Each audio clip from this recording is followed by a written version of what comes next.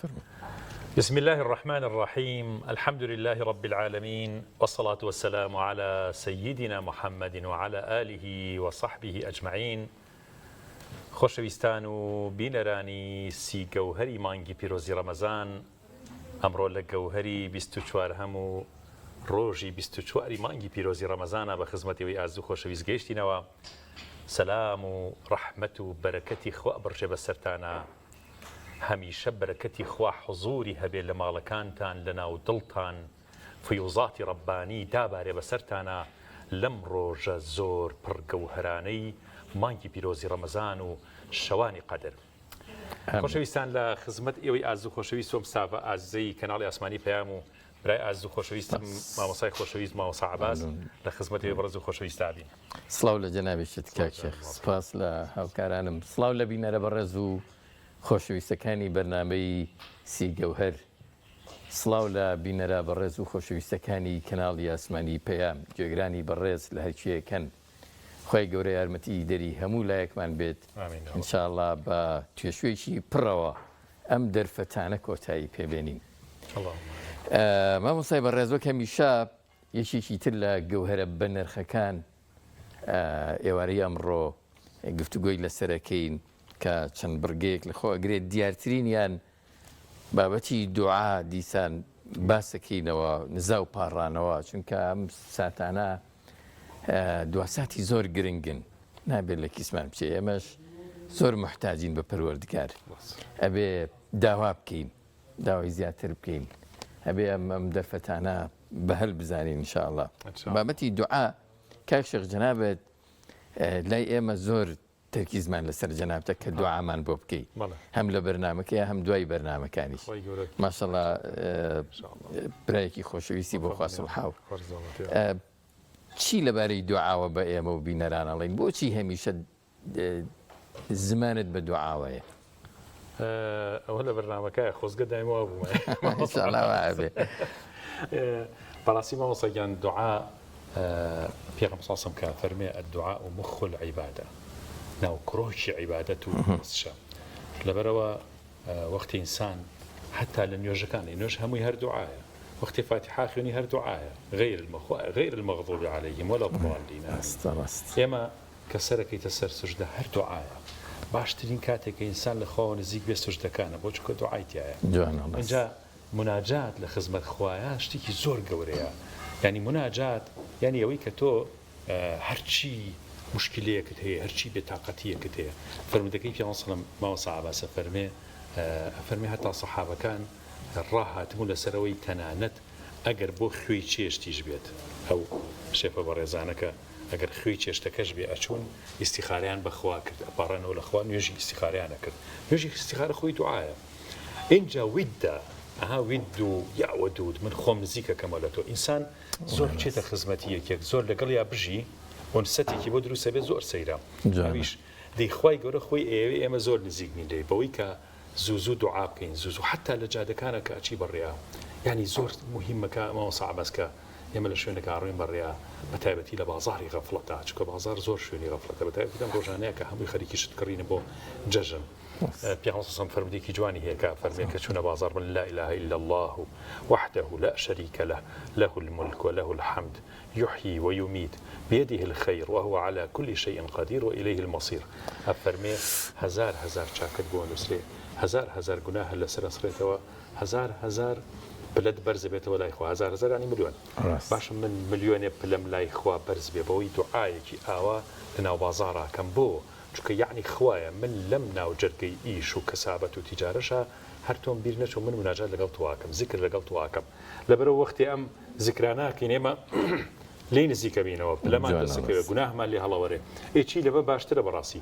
وەختێک کە پێغەمبەر صلی الله علیه و سلم فەرمێ مۆخی عیبادەتە، دەی ئێمە بۆ لە ناو کڕۆکی عیبادەتان نەژین. جا مامۆسای بەڕێز، ئێمە فێریش کراوین، ڕێنماییمان پێدراوە، بەتایبەتی لە ئاینی پیرۆزی ئیسلام هەموو هەڵسو و کەوت و جوڵەیەکمان دوعایەکی تایبەتی هەیە بۆ ئەوی بێ بە عیبادەت. وەکو چۆن پێغەمبەر صلی الله علیه و سلم فەرمێ هەموو کارێکی بابای مسلمان ئینسانی مسلمان عیبادەتە. طبعا ئەگەر لەگەڵ خوێندنی ویرد و نزا و دوعاکانە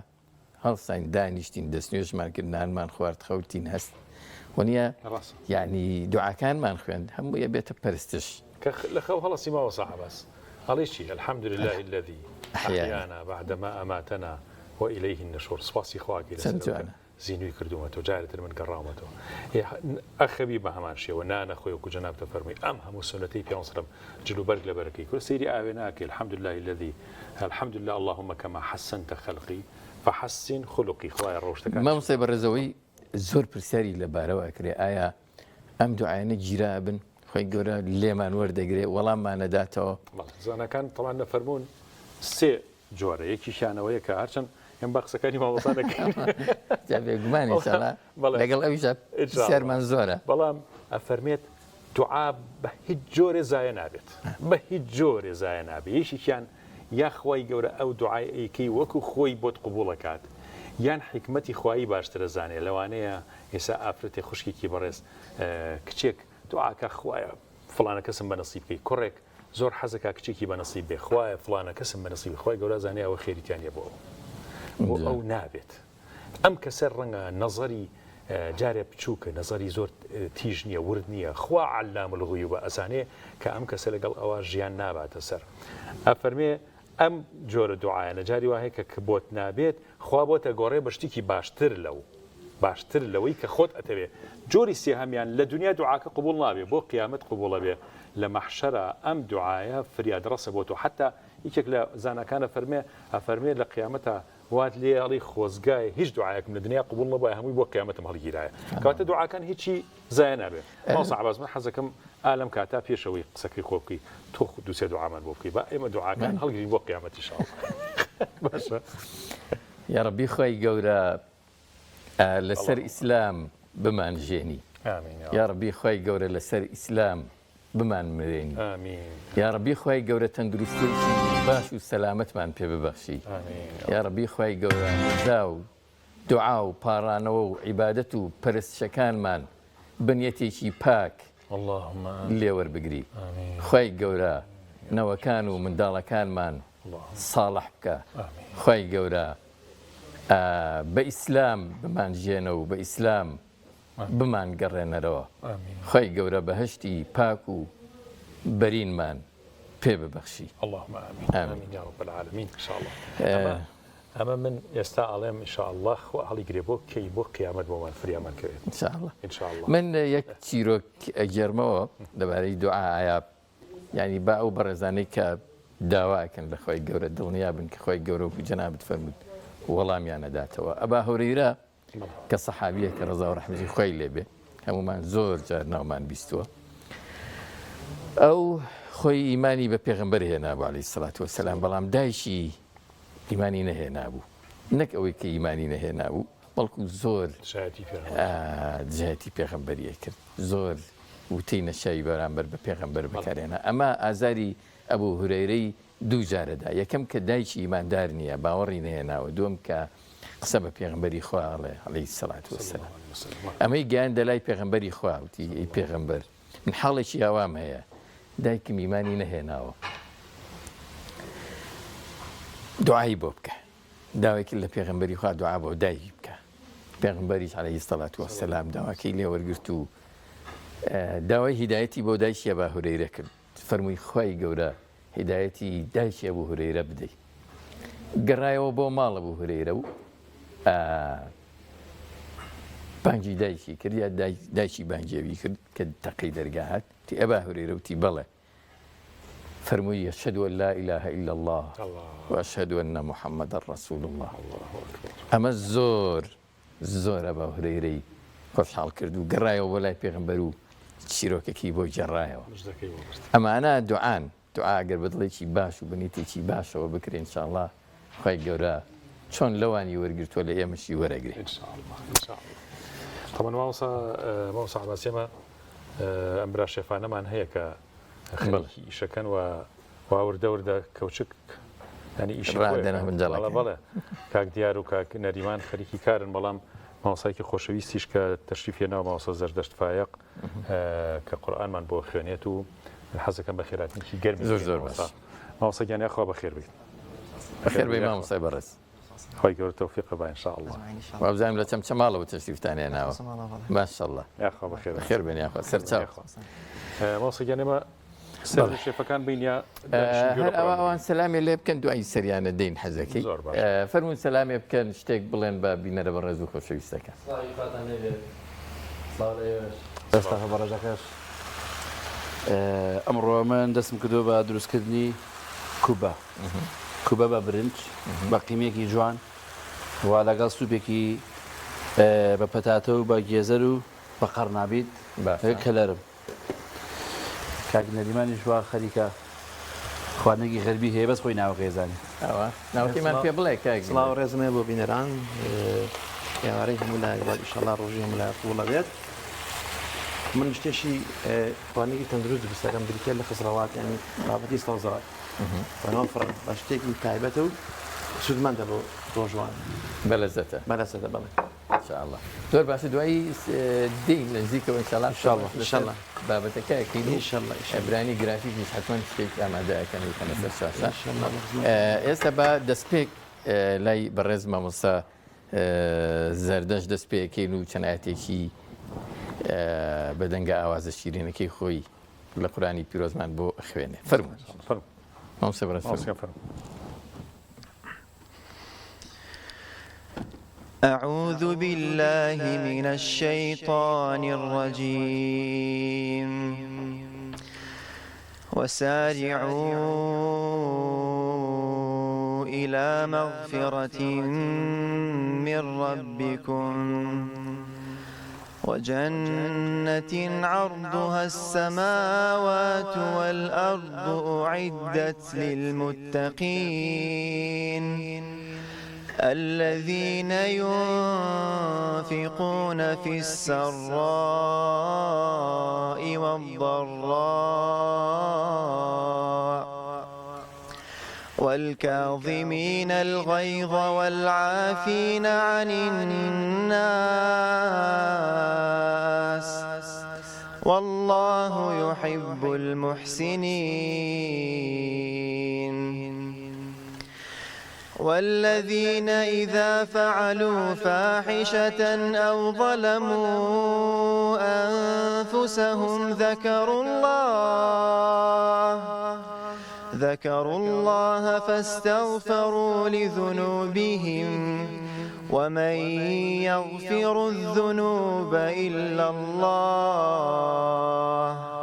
ولم يصروا على ما فعلوا وهم يعلمون أولئك جزاؤهم مغفرة من ربهم وجنات تجري من تحتها الأنهار خالدين فيها ونعم أجر العاملين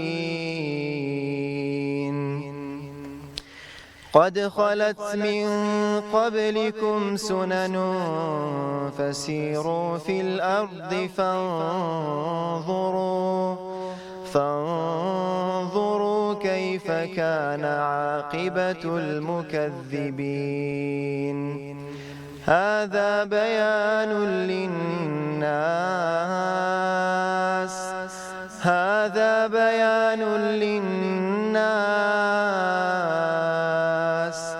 وهدى وموعظة للمتقين ولا تهنوا ولا تحزنوا وأنتم الأعلون إن كنتم مؤمنين إن يمسسكم قرح فقد مس القوم قرح مثله وتلك الأيام نداولها بين الناس وليعلم الله الذين آمنوا ويتخذ منكم شهداء والله لا يحب الظالمين.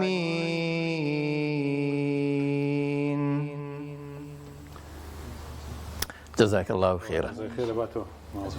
شاء الله. ما شاء الله دەموچاوێکی شیرین و ئاوازێکی خۆش. ما شاء الله.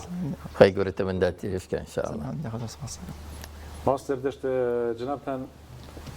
لە کێو خەریکی دەرسی قورئان و فێربوونی قیراءەت و تاریخێکی ئەم قورئان خوێندنەی خۆتمان بۆ باس بکەین ان شاء الله. کێ هەندەرێ بۆ لە دایک و باوک لە کەس و کار؟ سەرتا بەناوی خۆی گەورە میرەبان زۆر ئەو مناڵانی کە لە سەرەتای تەمەنیانەوە خێزانەکانیان ئایانکەنە بەر خوێندنی قورئان و بەر خوێندنی مزگەوت منیش بێبەش نەبوومە لەو مناڵانە سوپاس بەخوای گەورە الحەمدولله. دایک و باوکم هەر لە تەمەنێکی مناڵیەوە منیان نەدۆتە بەر خوێندنی قورئان و لە مزگەوتەکانەوانە خوێندووە. ڕاستیەکەی من ماڵی نەنکم خاڵوانم ماڵی خاڵەکانم الحەمدولله زۆر یارمەتیمیان داوە. بیرمە ئەو کاتی کە مناڵ بووم من خۆم زۆر حەز بە یاری ڤیدیۆگەیم و ئەو نوع یاریانە دەکەم. جا خاڵم لەو یاریانەی هەبوو ئەیوت ئەگەر سورەتێکی قورئان لە بەرکەی یارێکت پێدەم. جا من ئەو کاتە ئەوە هەندێکی زۆر باش بووە من لە ناخمەوە. مناڵ ئەو کاتانە مەسەلەی ئیخلاسەوە شتانە نازانێت. ڕاستیەکی ئەوە سەرەتایەکی زۆر باش بوو من وە لێوە دەستم پێ کرد الحەمدولله. دواتر لەگەڵ خوێندنی قورئان و سنەتەکانی پێغەمبەر صلی الله علیه وسلم تێکەڵ بووم و ڤیدیۆگەیمەکانی جێهێشت. ئێستا شاریەکەم الحەمدولله. ساڵی پارەکە توانیم ئیجازەی خوێندنی قورئان بە دوو ڕیوایەتی حەفظ عن عاصم و شعبە عن عاصم لەگەڵ کۆمەڵی خوشک و برای دیکە بەدەست بێنم. لەخوا بەزاد الحەمدولله. لای کێ مامۆستایەک؟ لای مامۆستا عەبدولعەزیز لە دەستگای نوری حیکمە لە لقی چەمسەماڵ لەوێ توانیم ئیجازەکە بەدەست خۆم. قەرباڵغیتان هەیە لە نوری حیکمە لە چەمسەماڵ؟ یعنی خەڵک زۆر ڕووەکاتە لەبەرکردنی قورئان و یا حیفظ و یا قیراءەت و خوێندنەوەی قورئان و باش خوێندنەوەی قورئان؟ الحەمدولله تا بێت باشترە بێت. سپاس بەخوای گەورەمە حەمد و سەنای خۆیان بێت. خەڵکی تا بێت زیاتر ڕووەکاتەوە لە قورئان و لە سنەتەکانی پێغەمبەر الحەمدولله صلی الله علیه وسلم. بابەتەکە و وەزعەکە زۆر باشە لەخوا بەزیادە. مامۆستا عەباس دیقەت بە یعنی بعضە کەس هەر کەسە خوا شتێکە بە ئەسبابی خێر بۆ ئەو قورئان و بۆ زیکرۆمانە چا مامیش و خاڵیش زۆر گرنگە لە ژیانی مناڵە. ئەتر جاری وا هەیە مامەکە پێشەکەوێ جاری وا هەیە خاڵەکە پێشەکەوێ بەسەرا. ینی ئەم مامۆستا زەردەشت کە ئێمە دوعای خێرمان هەیە بۆ خاڵت کە ئەوە تەشجیعی تۆی کردووە یارمەتی تۆی داوە و ئەوە ئیشێکی زۆر زۆر جوانە بەڕاستی. مناڵ قەت ئەو هەدیە و دیاریانەی بیر ناچێتەوە کە گەورە ئەو تاسە بیری ماوەتەوە دیاری خاڵی ئینشاڵڵا هەرگیز لە بیر ناکە. کاک زەردەشت کە تۆ لەم بارودۆخەیە خۆت ئەبینیتەوە یان کە بوویتە هاوڕێی قورئان و قورئانت خوێند و خەڵی جێی لێگرتی ئیتر بەتایبەتی لە نێو ئەم کۆمەڵگەی ئێمە الحەمدولله کۆمەڵگەیەکی ئیسلامیە کەسایەتیەکی جوانت بۆ دروستە بێ کەسایەتیشی گەورەت بۆ دروستە بێ. تاموچێژی ئەم جۆرە کەسایەتی و ڕێزی خەڵک و محیبەتی خەڵک چۆن ئەبینی لەگەڵ جەنابتە؟ خۆی لە پێشترینشت بۆ من ئەوەیە کە بینم لە ناو خەڵکیە ئەیبیسمەوە کە دوعا بە دایک و باوکم بکەن. لەسەر ئەم پلەی کە الحەمدولله من گەشتمە پێی خەڵکی ئەبینم و ئەبیستم کە دوعای خێر بە دایک و باوکم بکەن ڕەحمەتیان بۆنێرن. ئەوە بۆ منە شتێکە یعنی ئەگەر لە دنیا هیچ شتێکی تر بە نسیب من نەبێت تەنها ئەوە بێت کە دوعای خێر بە دایک و باوکم بکەن من هیچ شتێکی ترم ناوێت. ماشاءالله الحەمدولله ئەوە بەڕاستی لە ناخەوە چێژێکی زۆر زۆر گەورەی هەیە کە ببینیت دایک و باوکت چاکیان بۆ ئەڕوات و ڕەحمەتیان بۆ ڕەبوونیتەوە. ئەو دایک و باوکی کە لە تەمەنی منداڵیەوە بۆ ماوەی چەندین ساڵ بە ئێستاشەوە شەو نخوێنیەکەمە دیارتەوە ماندووە بنوە دیارتەوە ئەسێتە گەشتم پێێتەوە کە تۆ ببوونیتەوە ڕەحمەتیان بۆ ڕات الحەمدولله. ینی بەڕاستی ئەمە فەزلی خۆی گەورەیە و شکرانی خۆی گەورەیە بێت. مامۆستا عەباس ئەو فەرمایشتەی کاکە زەردەشت زۆر ڕاستە بەڕاستی بە تایبەتی هەتا تەشجیعی دایک و باوک. من تقریبا لە سەرەتایە کە دەستم کرد بە ئیشی بەرنامە و ئەم مەسەلەمانخوازی و شتانە بەڕاستی من دایک و باوکم زۆر تەشجیعانەکردم خوا لیان خۆش بێ. حتا دایکم هەموو جارێ ئەیوت فەرموو فاتح ئەمە جێنێڵی ئەمە واز لێ نەهێنی با لە قیامەتی شەکەچوینە ناو قەبرەکە خێرەکمان دەست پێ چەند جار ئەمی پێوتم ماوەسابە با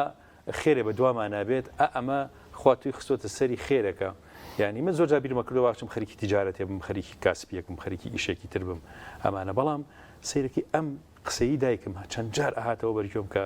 زۆر ئەیوتە ها خەڵک دوعامان بۆکە ها خەڵک ئەومان بۆکە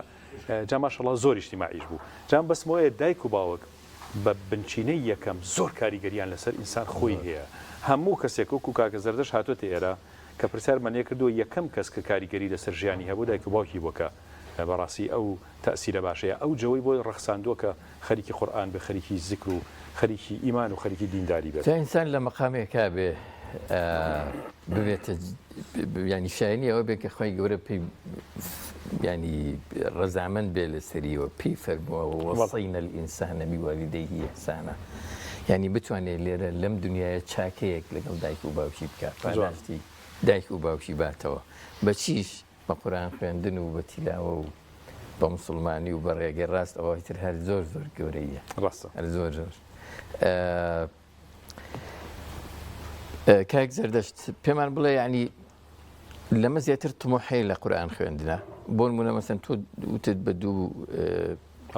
ڕیوایەت قورئان خوێنی یان تیلاوەکەی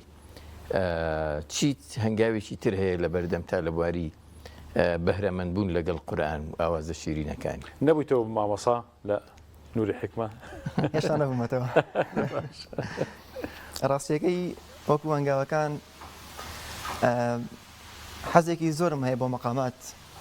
بڵێ لە پێش مەقاماتیش قیرائەتەکان جارێک قیرائەی عەشرە حەزێکی زۆرم هەیە بۆی کە هەمویان تەواو بکەم بەڵام پێش ئەوە من لەو قەناعەتیام بۆ خودی خۆم جارێ زیاتر تێکەڵبوون لەگەڵ قورئانی پیرۆز و تەفسیرەکەی پێم وایە ئەوە هەنگاوێکی لە پێشتر بێت جوان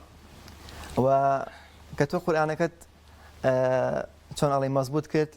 دوای ئەوە دەرگای بەرەکەتی دیکە بەڕوو تاکرێتەوە ئینشاءڵڵا ئینشاءڵڵا زۆر باشە قسەمانە مێنێ لەگەڵ کارێکی زەردەشت مامۆستا شەفاعەت سەرێک لە چێشخانە بدەین بزانین شەفە بەڕێزەکان سەرگەرمی چین شتێکیان وت بەس بە تەواوی تێنەگەیشتین بزانین چییە مەسەلە زۆر هەر چێشتە مۆزی چێشت خواردنێتر کاک زەردەشت بە ئیجازتان یا ئەڵڵا بەرەو چێشتخانە سڵاوتان لێبێ شەفە بەڕێزەکان چاوم کردی حاڵ و حاڵتان چۆنە باشن شکر ساماش تۆ لە زۆر خەریکی ئەمەی نازانم ئەمە چیە کار ئەمە قیمەیە قیمە بە لە بکەنەوەک و کەرەوزە و پایم و میبەریتون و ئەمە بۆ چییە؟ هەر ئەوە ئامادەیەکی یان ئەیکم بە کوبە بەڵێ ینی هینەکەی کەرەستەکەی بۆ حاضر برادێکمان هەیە مامۆستا شەفاعەت هەر مەسەلێک هەرچی بێ ینی هەر ڕووداوێت هەر حەدەسێ هەر قسە و باسێک بێڵێ لە نوکەوە بۆمان باسکە زەحمەت نەبێت تۆش ئەم کوبەیە لە نوکەوە بۆمان باسکە چۆن ئامادە ئەکرێ و چی لێ دێ دوایی حازرەکەی ئەم کوبەیە سەرەتا برنجەکە دوو کوب برنج بۆی ماڵان بێ بە قیاس بوویان دوو کوب برنجەکەی تە مەنجەڵێکەوە چوار کوب ئاوی تێکەی بەڵێ یعنی بێ دایم ئاوەکەی زیاتر بێ ینی دوو بەرامبەرە بەڵێ بەڵێ دوای ئەوە تۆز برنجەکە کوردی بێت بەدڵی درێژ بێت خۆیتەوە کێشە نییە هیچ کێشە نابێ بەڵام برنجی کوردی لەوە چێ تۆز ئاوی کەمتر بێ کوپێ کەمتر بێت بەڵام درێژەکە ئەبێ کوپێ زیانی خانمان وریا بن ئەگەر دەنگ درێژ بوو بەرحاڵەگەر تۆزە نەرمیش بێ کێشەی نابێت چکە بۆ کوبەیە کوپە خۆ عادەتە نەبێ نەرمیش بێ بەڵێ کە خراە سەراگرە بێ دوو کەوچی چێشت خوێ تێکی بۆ ئەو قیاسێکی داوام کردەوە لەگەڵ کەوچکێکی چا زەردەچەوە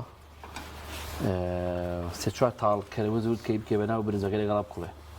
باش تا جوان ئاوەکەی هەڵەچنێ ئاگری بۆ کوزەکەی دای پۆشی بۆ چارەکەێک پێک چارەکە لایبیت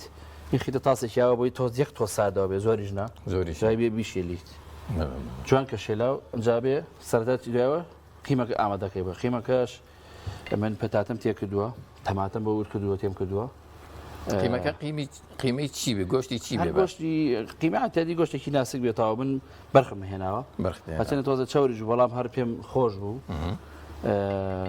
بایمی تایە پەتاتی تایە تەماتی تایە کەرەوزی تایە تەرخۆنم تێ کردووە لەگەڵ پارپیکا و دوو بیبەری تونیشم تێکرد بە دوو نەوەی جیاواز ئەم پارچەمە تازێ وەڵام نیشێکم جارێ بیبەری شیرینە بیبە شیرینە بەس هاڕاوە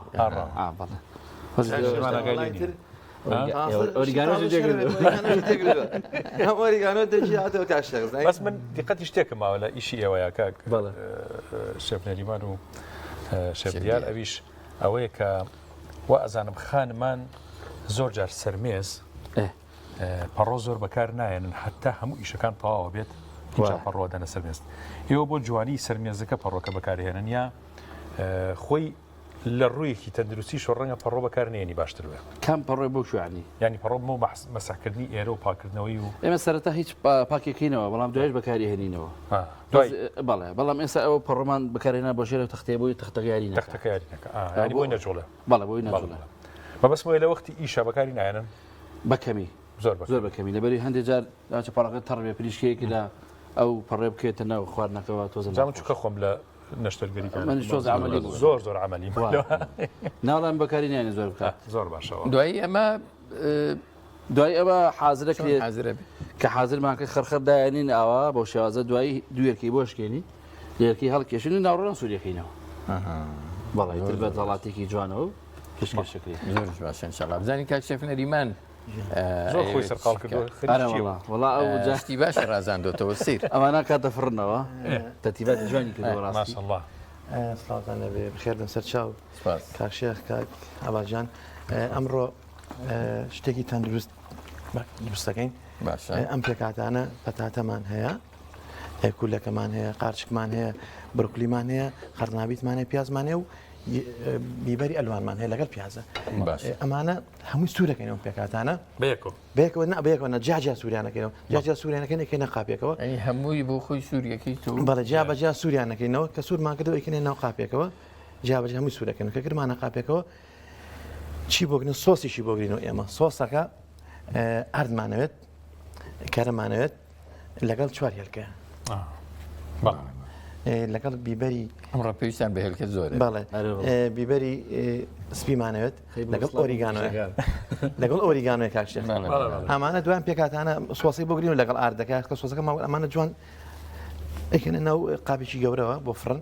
ناو قاپی گەورەکە کرمانە قاپی گەورەوە سۆسەکەی بەسەر ئاکەین کە سۆسەکەمان بەسەر کرد سۆس و هێلکە شتەکەمان کردەوە بووی ئەکەنە ناو فڕنەکەەوە دو 10 دقیقەیەک جا دوای پەنیری منزەرەی لای بەسەر ئاکەین ئەمە پێوترێت چی؟ ئەمە هەر شتێکی خۆتڕەوات ئەمە شتێکی خۆش بڵێن سەوزەوات قاتێکی سەوزەوات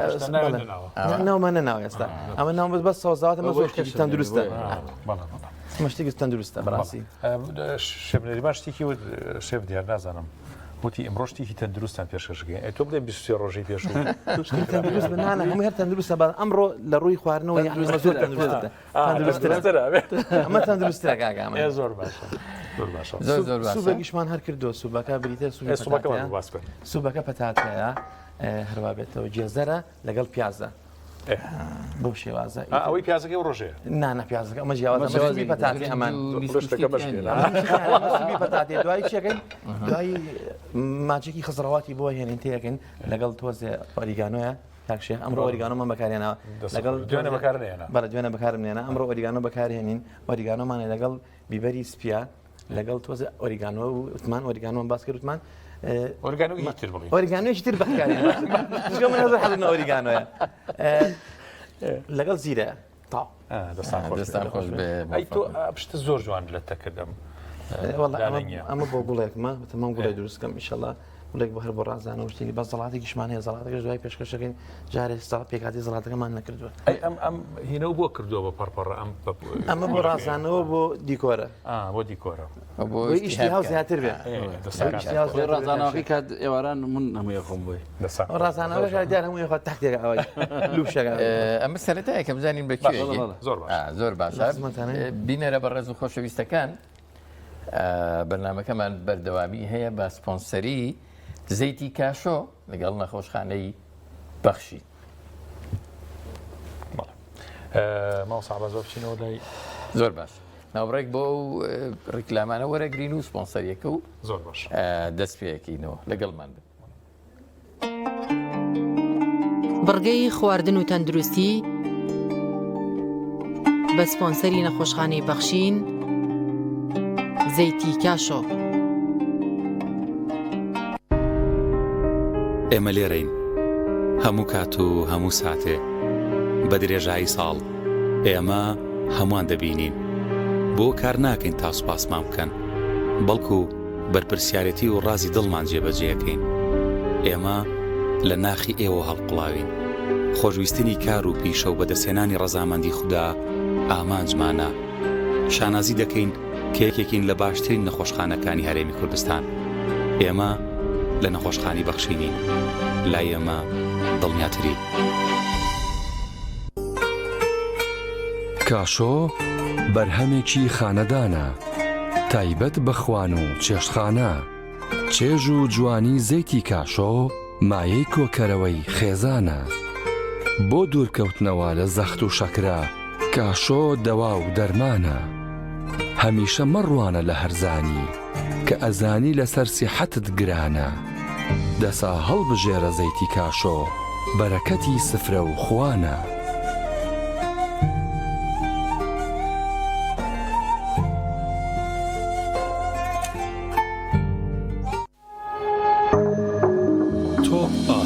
تاکە بریکاری تۆڕی میدیایی کۆمەڵ بۆ بەرهەمهێنان و بڵاوکردنەوەی ڕێکلام.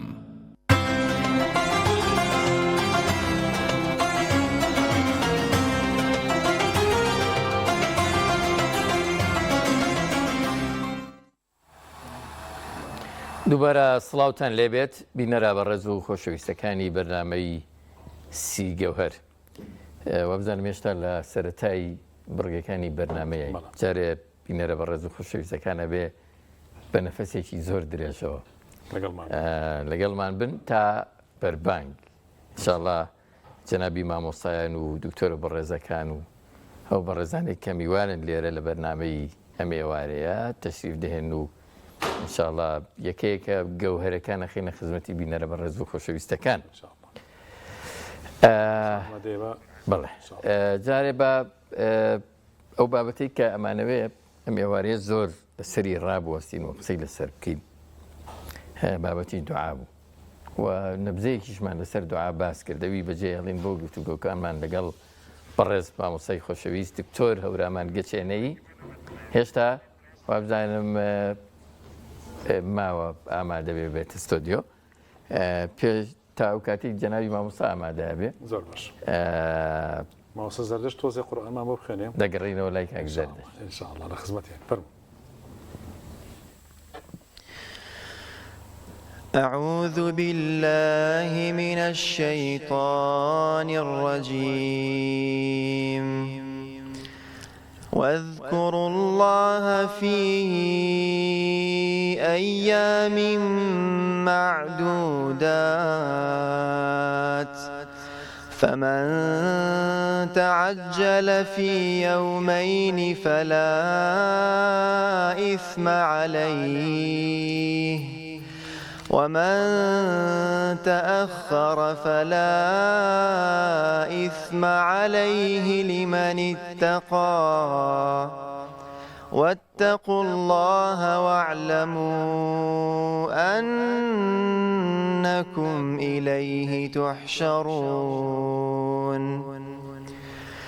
ومن الناس من يعجبك قوله في الحياة الدنيا ويشهد الله على ما في قلبه وهو ألد الخصام وإذا تولى سعى في الأرض ليفسد فيها ويهلك الحرث والنسل والله لا يحب الفساد وإذا قيل له اتق الله أخذته العزة بالإثم فحسبه جهنم فحسبه جهنم ولبئس المهاد ومن الناس من يشري نفسه ابتغاء مرضات الله والله رؤوف بالعباد يا أيها الذين آمنوا ادخلوا في السلم كافة ولا تتبعوا خطوات الشيطان إنه لكم عدو مبين. بارك الله. جزاك الله خيرا. کاک زەردەشت بە پرسیارێکی لێ بکەم ئینسان کاتێک ئاوکۆڵێ بە بچووکی گەورەبی یعنی ئێستا تۆ وەکو سەرەتا باسمان کردیانی ئەم بەهۆی قورئان خوێندن و ناسراویت و کەسایەتیەکی بۆ دروست بۆ لە ناو کۆمەڵگەیە ڕێگەی لە خوێندنی ئاسایی و ژیانی ئاسایی و ممارەسەی با بڵێن خولیاکانی ژیانی ڕۆژانە ڕێی نەگرتووە گرفتی بۆ دروست نەکردووی کێشی بۆ دروست نەکردووی دەست نەهێشتون خۆی الحەمدولیلا کاتێکە لەگەڵ قورئان تێکەڵ بوویت کاربارەکان بۆ ئاسان بێت نەکەوەکەوەی کە لێت گیر بێت و نێدەدەسەوە لە ژیانی ڕۆژانەیە وەکو تاکێکی ئاسایی ژیانێکی ئاساییە الحەمدولیلا لە هەندێک شوێنە یەکێک ئەگەر ڕۆژێک گوێرێت ببێت یاخود بینی بێتی لە شوێنێک ئەدناسێتەوە و ئەگەر زۆر بڕە دوعایەکی خێر بووەکە الحەمدولیلا لەخوا بەزێبێت ئەگەر وەکو ئەوە بێ کە بڵێن دەستمانی گرتووە لە هەندێک ڕووەوە یاخود خوێندن و چی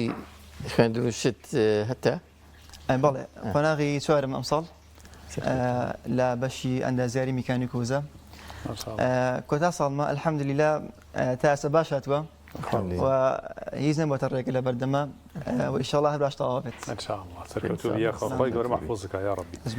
مامۆستا عەبەزیان نێمە جنابی مامۆستا تەشریف پێنەوە دکتۆر هەورامان گەشێنەی کە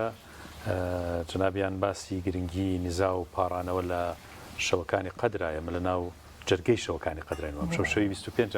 پێمان خۆشە بە خێراتی مامۆستا بکەین و پێشوازی دەمەزەردێکمان بکات انشاءالله جنابی مامۆستا فەرموو دکتۆر هەورامان گەچێنەی السلام عليكم. وعليكم السلام ورحمة الله. مامۆستا گیان بەخێر بێ باش قوربان جنابی مامۆستا بەخێر بێ حاڵە باشە الحمد لله بەخێر بێ قربان بەخێر بێ عزيز خێر بێن یا سەرچاو فەرموو نابێ بسم الله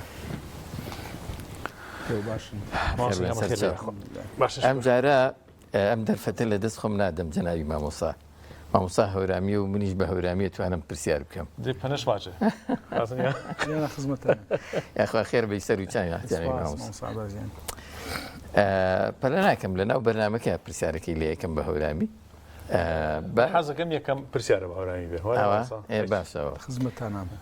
مامۆستاژ یەکەم وەڵامی هەورامی بێ ئەوەش باشە یەکەم جانەوە بە زمانی هەورامی لە ئەبێتە سپرایزێک بۆ بینەر بە ڕێزەکان زۆر باش فەرموون خێر تەشریف باری مامۆستا خێر بێ خۆستە و چەمەکان بابەتەکەما بابەت و نزا و دوعا و پاڕانەوەی ئینسانی مسلمان ژیانش نەفرە محتاج و خۆی گەورەی فرە پێویستش پانەیم کە داواکەرەوە خۆی گەورە ئەنە کە پێویستە پێش بارودی بە تایبەتی کە ئێمەی نامێ مانگێ پیرۆزەنە مانگە و ڕەمەزانی بە تایبەتی تەر شەوەکە قەدری یۆجە سیما دیارەکەی شەوە دوعانە پەنەماوەچە پێگە و پایە و دوعای و چۆنێتی ئەنجامدایی پەرشە گەورەیە کارە گەورەیە چەنی بسم الله الحمد لله وصلى الله وسلم وبارك على سيد الأنبياء رسولنا محمد وآله وصحبه ومن والاه مامۆستا عەباسی بەڕێز من وەشحاڵە کە بە خزمەت و جەنابی تا جەناب مامۆستا فاکێتی جەنابەت و ڕاوئی بەرنامەی شۆ بە خزمەت و وەشەوی سامە و واڵە و براڵایەمە یاومێجە شاشە و پەیامینە. طبعا بەڕاستی دوعا تەنها پێغەمبەر و خوای صلی الله عليه و آله وسلم تاوانش وەصفش کەرۆ پانەی کە دوعاکردەی کاکڵ و عیبادەت و عبودیەتە پێی خوای رب العالمینی. وەروانەی رب العالمین ئەنە دوعاکردەی و ئەنە داواکردەی عەبد و وێش پەنەژوەشە ئی دوعاکردەیە و ئی داواکردەیە بە غەیر و وێش بە شیرکش زانە بە شیرکش نیانەرە کەواتە دوعا کاکڵ و تەوحیدی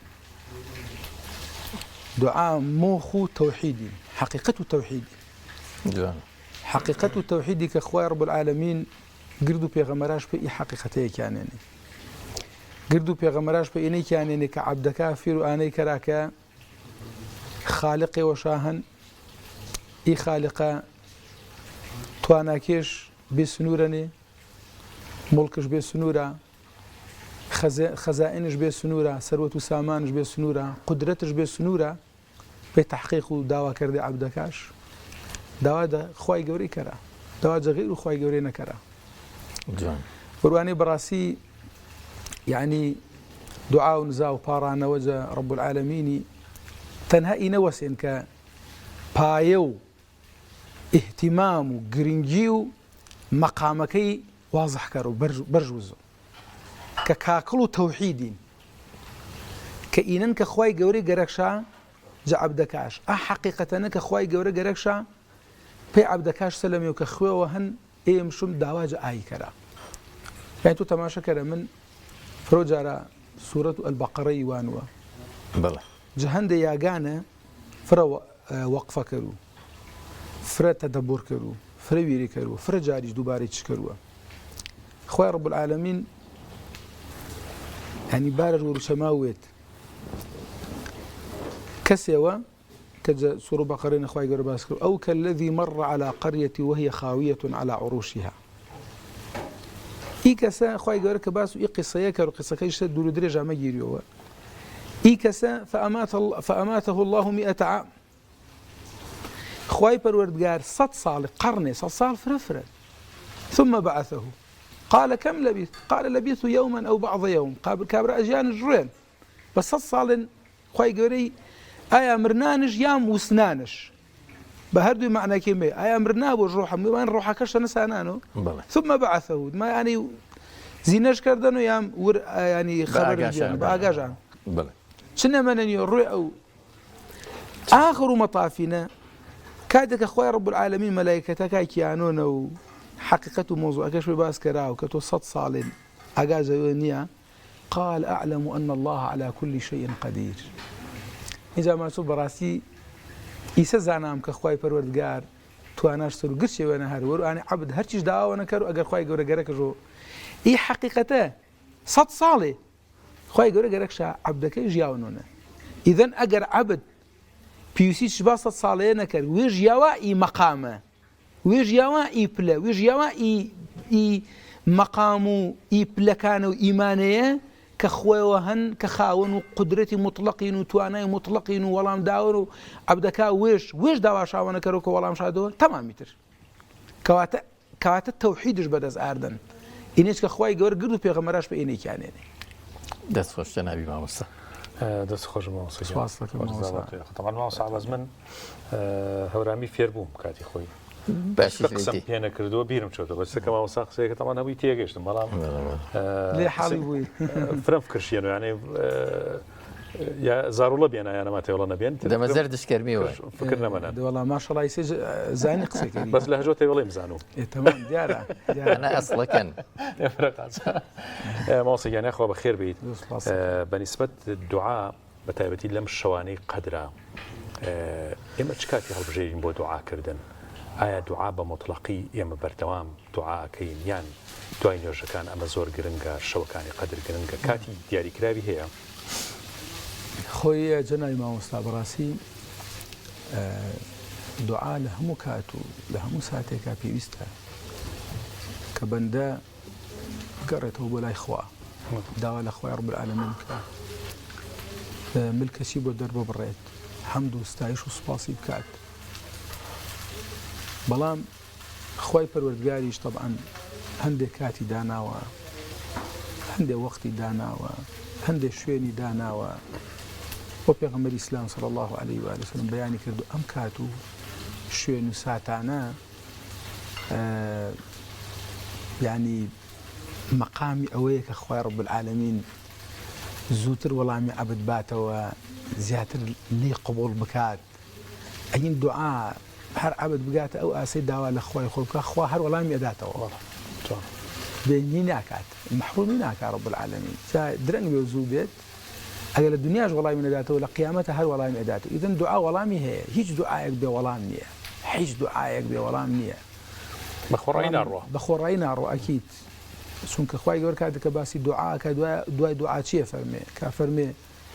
دوعا بکەن و بپارێنەوە لە خوای خۆتان دوای فەرمێ إن الذين يستكبرون عن عبادتي سيدخلون جهنم داخلين ئەوانەی کە تەکەبوریان هەیە و خۆیان بەزل ئەزانن و عەبدایەتی من ناکەن کەواتە دوعاکردن ئەو پەڕی عەبدایەتیە بۆ خوا بۆیە خوای رب العالمین زۆر تووڕێیە لەوەی کە عەبد نەپارڕێتەوە زۆر تووڕێیە لەوەی کە عەبد ملکەشی بۆ دەرنەبڕ داوای لێ نەکا وەکو عەرزم کردی بە زمانی هەورامی ژوتم ئەگەر ئینسان پێچەوانەکەی بکانی لە غەیری خوا داوا بکە لە غەیری خوا هیوای هەیە بێ لە غەیری خوا ئینتیزار بکە بە غەیری خوا دڵی خۆش بێ و هاواری لێ بکە کەواتە ئەمە شرکی بۆ خوای رب العالمین قرار داوە کە خوای گەورە قەت پێ قبوڵ نییە و ئەوە دیارە شرک چەند تەجاوزێکی گەورەیە لە حەقی رب العالمین بەڵام هەندێک کات و سات هەیە زۆر گرنگن یعنی ئەوانەی کە من بزانم کە لە قورئان و لە سونەتی پێغەمبەری خوا صلی الله عليه و آله وسلم ئاماژەیان پێ کراوە ئینسان لە شەوات لە سەیەکی شەوە حەدیثەکان هاتووە کە خوای گەورە تا ئاسمان یەکەم داوا لە عەبدەکانی خۆیەکا کە کێ داواکاریەکی هەیە بە داوا بکە ئەوەش تەوەن بۆ زۆرێکە لایەقی رب العالمینە لە دوای نوێژە فەرزەکان لە کاتی سوجوودا بە تایبەت لە کاتی پرسیارە لێرە دروستە ماوەسا زۆر کە سەڵێ من لە سوژدەیە دوعام هەیە ئایا ئەکرێ من بە زمانی خۆم بە کوردی بیکەم بە کوردی بە هەورامی بە سۆرانی بە هەر زمانێک شتێکی زۆر ئاساییە لە نوێژە فەرزەکانە بێ لە نوێژە سونەتەکانە بێ بە زمانی خۆی داواکە لە خوای رب العالمین خوای گەورە هەمووی تێئەگا بە زمانی دڵ خوای رب العالمین هەمووی حاڵی ئەبێ و ئاگای لە عەبدی خۆیەتی و لەبەردەم ئەم نزە و پاڕانەوەیە هیچ گرفتێک نییە هیچ گرفتێک نییە هیچ کەس مهم ئەوەیە عەبد بپارڕێتەوە لە خوا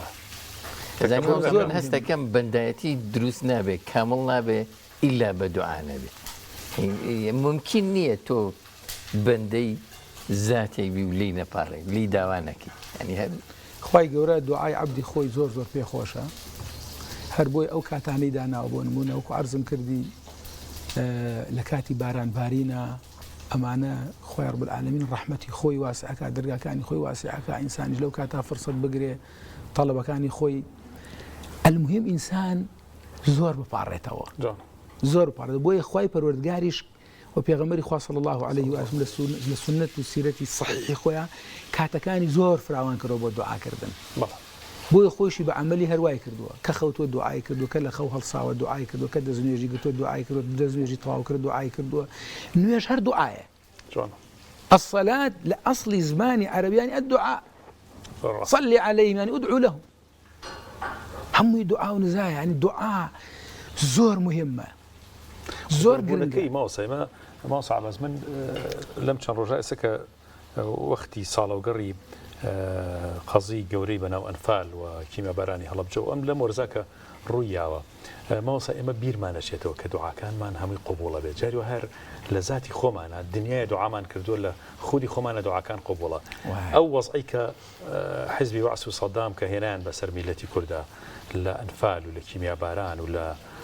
ڕاگواستن و کوشت و بڕێکی ئەو بێ ئامان کە ڕوویە خۆی گەورە دوعای ئەو هەموو خەڵکی کە دوعای لەو ڕژەما کرد دوای 30 ساڵ لە هەشتا ڕوویە لە نەوەیەکە ئەو حرس جمهوری قەتڵ و عامی خەڵکی کرد زۆربەی لە ئەرزی کۆیتا هەمووی کوژرا زۆربەیان کوژران ئەمن و ئاسایشەکان زۆربەی تیاچوون مامۆستا لە ماوەی 15-16 ساڵە بینیمان هەر ئەو سەدامی کە مناڵی خەڵکی ڕەمیەکرد مناڵەکانی خۆی بۆ دەردەچوو ڕەمی کرا و خۆشی ئابۆ زەلیلێ دەنێرا یعنی ئاوا دوعا ئێمە جاری وایە چەند ساڵێکی پێشی بیرمانێتەوە نەتیجەی دوعا ئەوە لایەنێکی مەزلومیەت بەڵێ ئەوە لایەنێکی تری جنابی مامۆستاش و جنابیش لە کارساتی هەڵەبجە هەبوونەوە معلومە جنابی مامۆستا نازانم جنابتان لەکوێ بوون بەڵام من بۆ خۆ باسی دوو کارەساتت کرد هەم لە قەزەی شیمیابارانی هەڵەبجە هەم لە قەزەی ئەنفال هەردووکی هەبوون ئەم لە 1970 چیمیاباران کرای دوای 1970 کە هاتینەوە سەدام بەڵێ جیران بردینی بۆ نگرە و سەلمان جا من بەسمە ئاماژە بە یەکشت بدەم لە بابەتی دوعایە دایک ئێمە هەموو دەسەڵاتێکمان هەموو چەکێکی دەستی ئێمە ئێستش و هەتایە دوعاکانی دەمی دایکم هەموو شتێکی ئێمە بوو هەموو پەنایەکمان خۆی گەورە بوو کە خۆی کە دایکم داوای لێ ئێمە مناڵ بووین هەمومان کۆ بووینەوەی دەوری دایکمان دوعاە کرد الحەمدولله هەم لە هەڵەبجە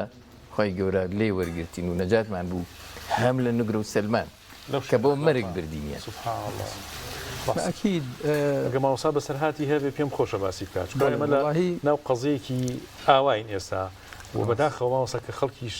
یعنی بیری چۆتەوە لە خەفەت و لە معاناتی ئەم عەسری کە تووشی بۆم سەردەمەی تووشی بووە ئەو قەزیە گەورەی کە بەسەر میلەتی ئێمە هاتووە خەریکە بیرمانەشێت ڕاست خۆی مامۆستانی بەڕێز وەکو عەرزم کردن خوای رب العالمین هەر ئەمەنە هاتیتە ئاستێک کە دوعا بکەیت جا ئێستا ئێمە لەبەرەوە خۆمان زۆر دوعاکەین ئەو حاڵەتانەمان نەبینیوە کە عەبد غافڵە لەخوا کەم بینیومانە ئینا ئێستا نەفەری وا هەیە لەوانەیە بە ساڵ داوایەک نەکا لەخوا ئێوشەکە مناڵێکی نەخۆش بوێت هەر داوا ناکات لەخوا اعتراف بە خوایەتی خوا ناکات ئاگای لە خوا نەماوە خۆی ئەسڵی مۆزوعەکە ئەمەیە خۆی دوعا و ذکر و هەمووی بۆ یەک هەدەف ئەویش ئەوەیە کە ئەقیمی الصەلاتە لذیکری خوای گەورە چی بە موسا فەرمێ بۆی کە خوات لە یاد بێ وەزانی تۆ خاوەنێکت هەیە خالقێکت هەیە مدەبیرێکت هەیە ئەمە ئەسڵی قەزیەکەیە بۆیە الدعاء مخ العبادة لما أما موضوعك يعني إن أخو خوي رب العالمين عبدك أزاني محتاجة أزاني بريندارة أزاني داخوازي خوي أزاني رب العالمين أشتواني ببي داخوازي بداتي هندي اشتيش الأداتي ببي داخوازي خود شن شد هي إما شن نعمة ما هي أما كخوي پروردگار بم شو جواني دروسي كرو داخوازي خود بوا كيتو دعوات تو كي أو كات الدعوة ذكر كلسكي دايك تاشون دروس بكري ونيا أما كخوي رب العالمين أم همو نعمة الجورة بيداوي هيش داخوازي خود نبوه همو ببي داخوازي خود رب العالمين وكو عطايك بيداوي أي أجر خود دعوة بكيت زياتر لبرا وإيما وكو عرض ممكن بين وصل أصلي بابتك هر أمانة عبد واي لهاد كخوي رب العالمين خستي الدليا ودعوة بكات يتر كواتا إيوه والله ميباتوا الله بلما وافرمون أفرمون أجر خواي جوار خستي دلتا ودعوة لي خوش بوني لي بكي هو إيوه لي تخوش بيت الله أجر رب العالمين ويستي خستي دلتا وهاوار بكي دعاء بكي هو ديار خواي جوار إيوه والله من باتوا والله ما كجاري واه بأسرع وقت ففي أو حكمتيك رب العالمين دايناو ففي أو حكمتيك رب العالمين جاري واه صالك بيشي جاري واه دو صالي بيشي جاري واه حر يكسر لقل دعاك رب العالمين خواي جوار والله من حمو يعني بيني وأو بابتان جاري واه بوتا جوري ما وصل خواي جوار بوتا جوري بباشتر جاري واه بخوا دسم بس كردوته آوها دستم دا نقرت وخواي جوار دا خوازي كي وجه بجا كردو حد دستم دا نقرت يكسر زاني وجه بجا بوا الحمد لله جاري واه بخويك خواي جوار أقدار تكاتو بويك أو دا خوازي جا بجا بوا يتر أما طبعا مقامات إيمان وتزكية وبقوت بوني الروح تيكلاوبون لقل رب العالمين ولقل وحي خواي جوره ولقل عبداتي كرني أما هم يبيني بمعنى وهي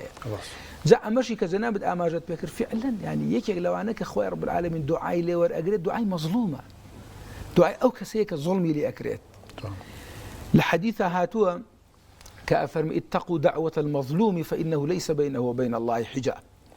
أو كسيك استمي لي أكريت كدعاء بك لو كاتا كستمي لي أكري لنيوان أو لنيوان رب العالمين فردنية الله خواي يقول رجلي قبولك أو لي ورقريت جاء نتيجة كي أبينين خومان بشاي سري خومان أبين أو هم ظلم يكرا يستجبر راسي ئێستش زوڵم حتا ڕۆژی قیامەتیش زوڵم هەر بەردەوامە بێ بۆی ئەوانەی کە ئەیانەیە زوڵمێ بکەن لە بچووکترین زوڵمەوە تا گەورەترین ئەبێ عیبرەت وەربگرن ئەبێ پند وەربگرن بترسن لە دوعای خەڵک بەڕاستی بترسن لەوەی کە خوای پەروەردگار دوعای عەبدەکانی خۆی وەرئەگرێ و وەڵامیان ئەداتەوە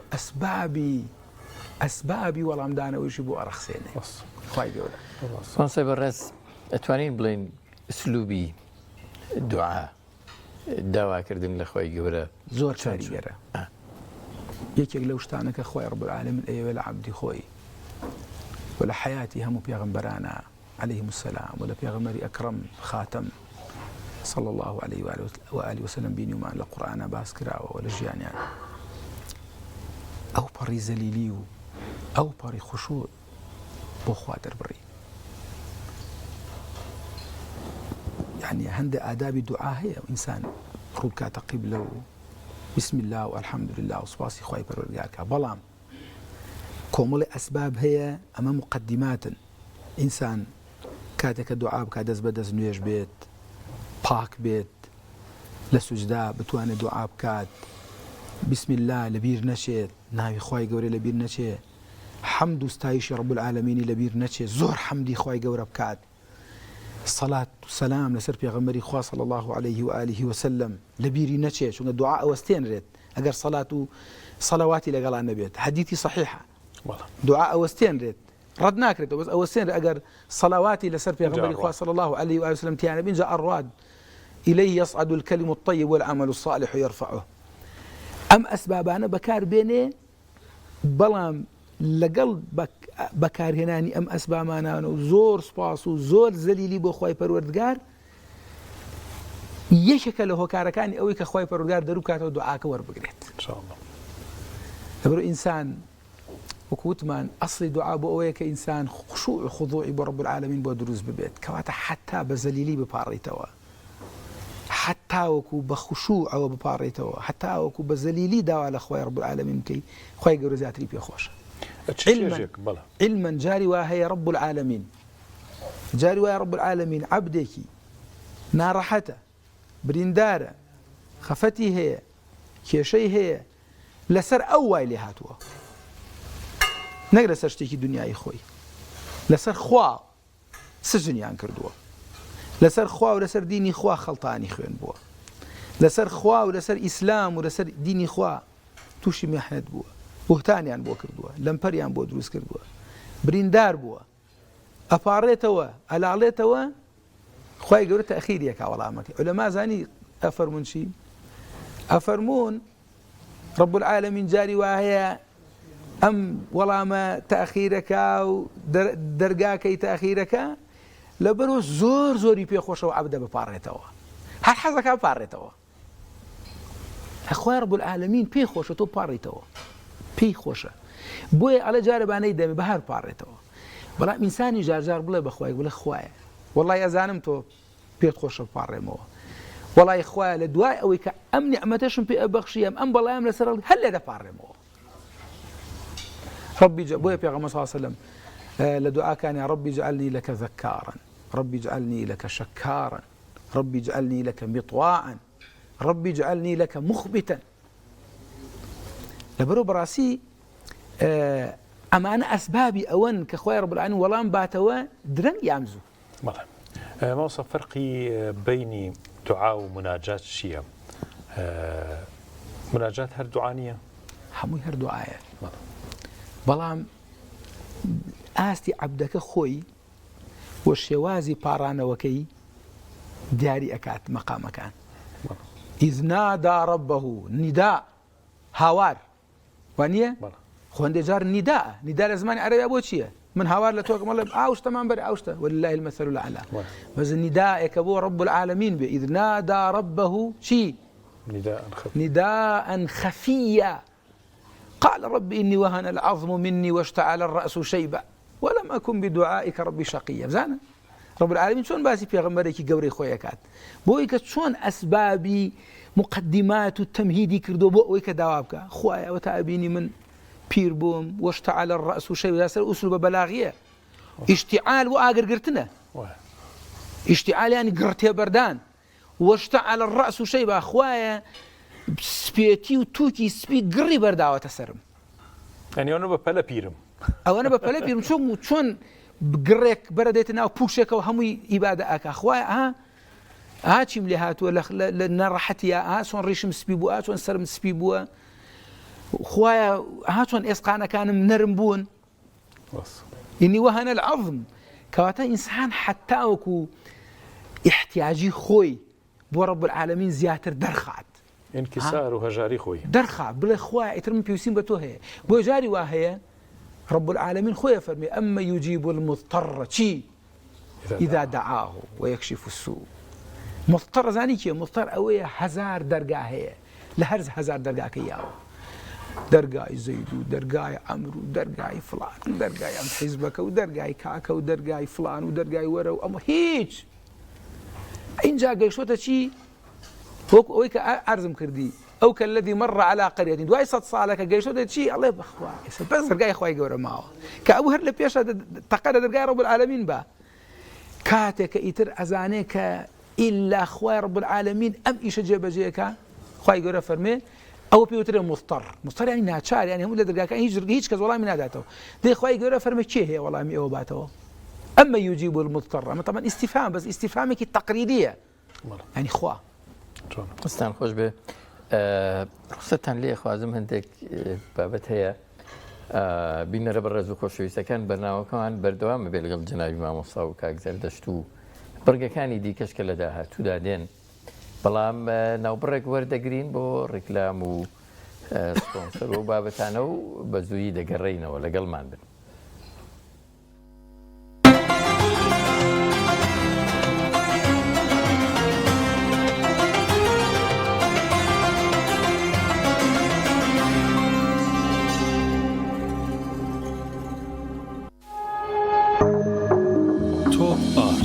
تاکە بریکاری تۆڕی میدیایی کۆمەڵ بۆ بەرهەمهێنان و بڵاوکردنەوەی ڕێکلام خۆمان تێکەڵەکەمان حاضر کردو و پێویست ناکە بیست هاوکێشەی چا تێکەڵکردن تا بکەیتەوە خۆی لەوە باشتر دەشوە کاتێ و هەر شوێنێک لیبنی خۆش دەرەچێت چای مؤمین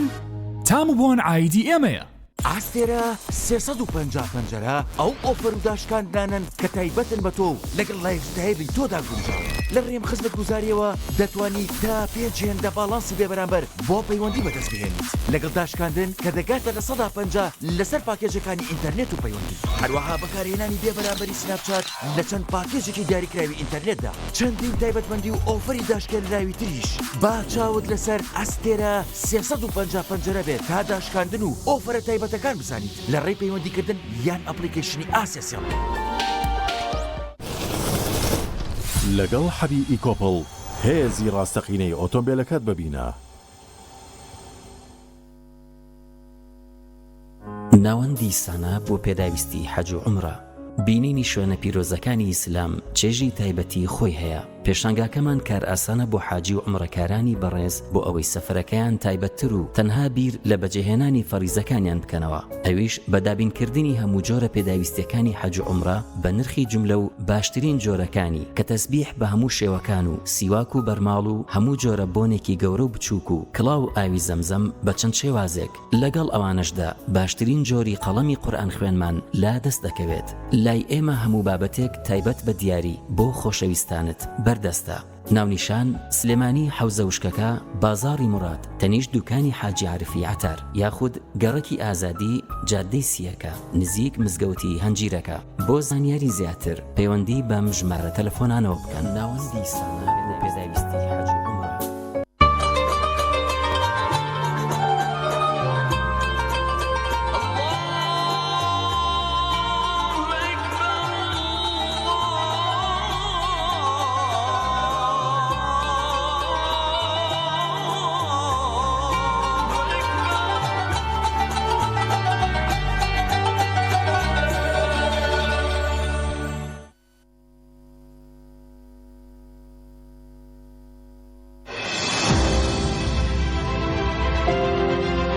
پەیمانگەی یادگار پەیمانگە یەکەمەکەی شار ناوتۆمارکردن دەستی پێکرد بۆ بەهێزترین پۆلی دوانزە. لێرە بەستافێک لە مامۆستایانی نمونەی و ناسراوەکانی شار بە درێژایی ئەم وەرزە لەسەر جەمڕۆژەکانی هەفتە لەگەڵتان دەبین بۆ ئەوەی ببنە خوێندکارێکی نمونەی و سەرکەوتوو. خوێندکارانی عەزیز ئێمە لەم خولەدا زۆر بە وردی و بە پراکتیکی وانەکان شی دەکەینەوە. منهەج زۆر بە جوانی و شێوازێکی زانستیانە تەواو دەکەین. پەیمانگای یادگار باڵی زۆرترین خوێندکاری منرە باڵا و یەکەمەکانی هەیە. هەر بۆیە دەمانەوێت ئێوەش یەکێک بن لە یەکەمەکانی هەیە. لەگەڵەوەشدا چەندین سیمیناری گرنگ و بەرنامەی تایبەتی سەعیکردنتان بۆ دادەنین. تاوەکو بگەن بە ئامانجەکانی خۆتان ئامادە بن بۆ تاقیکردنەوەی وزار. پێکەوە هەنگا و بەرەو داهاتوێکی گەشت دەنین لە پەیمانگای یەکەمەکەی شارەوە چاوەڕاتن. ناونیشان گەڕەکی مامۆستایان، جووتسایدی مامۆستایان، خوار مزگەوتی قازی محەممەد. یاخود دەتوانی پەیوەندی بکەی بەم ژمارانەوە.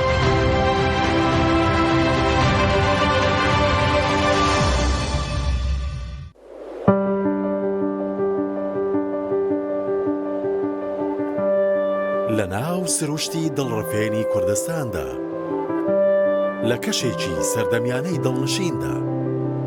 باڵخانە و ڤێلاکانی مایۆرکا سیتی بنیاد دەنرێت. پرۆژەیەکی ناوازە سەرسامکەر شاکارێکی ئەندازیاری لە هەر جەیەکەوە سەیریەکەیت پارچەیەکە لە جوانی.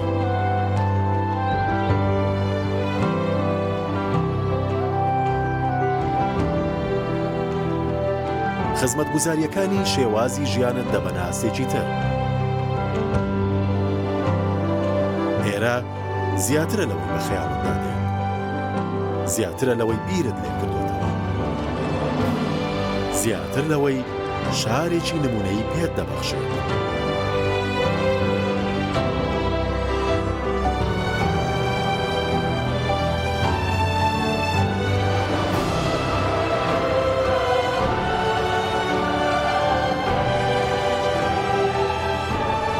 مایۆرکا سیتی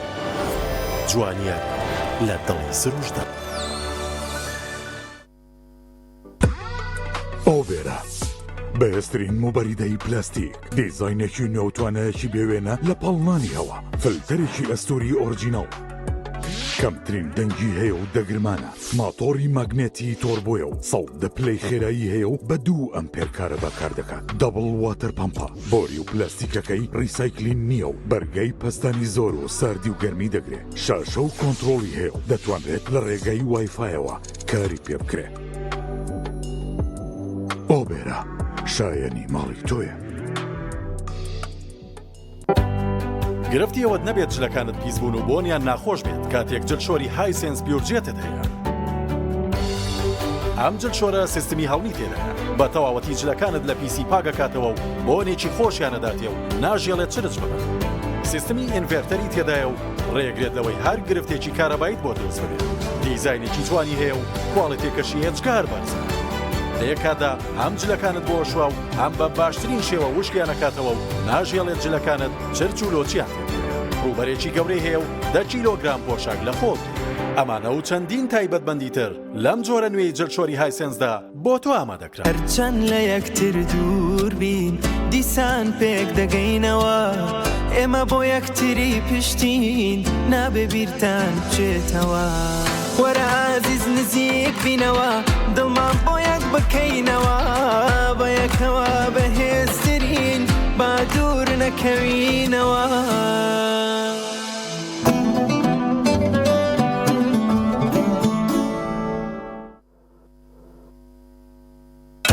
هۆڵەندی ئەسڵی هۆڵەندیە، داوەڕەکەی هۆڵەندیە، مانگاکەی هۆڵەندیە، شوانەکەشی هۆڵەندیە، شیرێکی سروشتی و خاوێن. هۆڵەندیە حاجی هۆڵەندیە، ئەم شیرە هۆڵەندیە. دانەیەکەم بەرەبی بەمە ماڵەوە بیچۆنەمە هۆڵەندیە هۆڵەندی. ئێوەش بیرتان بێت شیرێکی سروشتی و خاوێن شیری ئۆرۆیە. Melk van Euro wordt gemaakt in de boerderijen van Nederland. بۆ خوا پیاوەکە دۆیەکەمان بیر چووە جایا پراخی گەڵامی و بێدۆ خوراوە باشە لەم شوێنە سۆڵەوانە من دووە لە شوێ پێیاکەم بۆ جەناب هەستە بەخوا دۆنێنی نان ناخۆم ئەمڕۆ بڕۆ پێیاکە بۆ چۆ کاکە بۆ چۆ ئەرێ تۆ بەسەری بردوچیتە بۆ من مەڕم هاتم پرسیارێکی لێ بکەم بدانم ماس و دۆی سروشتیتان هەیە ڕێک بۆ شوێنە ڕاستەکە هاتون بەرهەمەکانمان هەموو سروشتی فرێشن فەرمو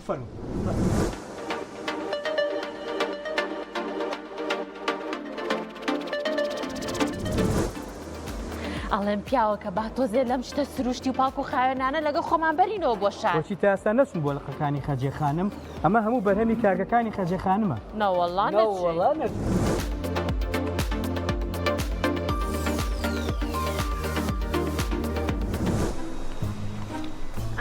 بەس نەبوو هاتین وری لای بە کاکە باقیم ناوێ باقی چی دۆیە بیخۆرەوە بەزیابێ دەست خۆش بەخێرچن پاپستان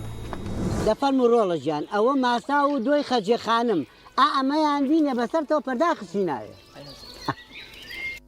خەجێ خانم یەکەمین براندی بەرهەمە خۆماڵیەکان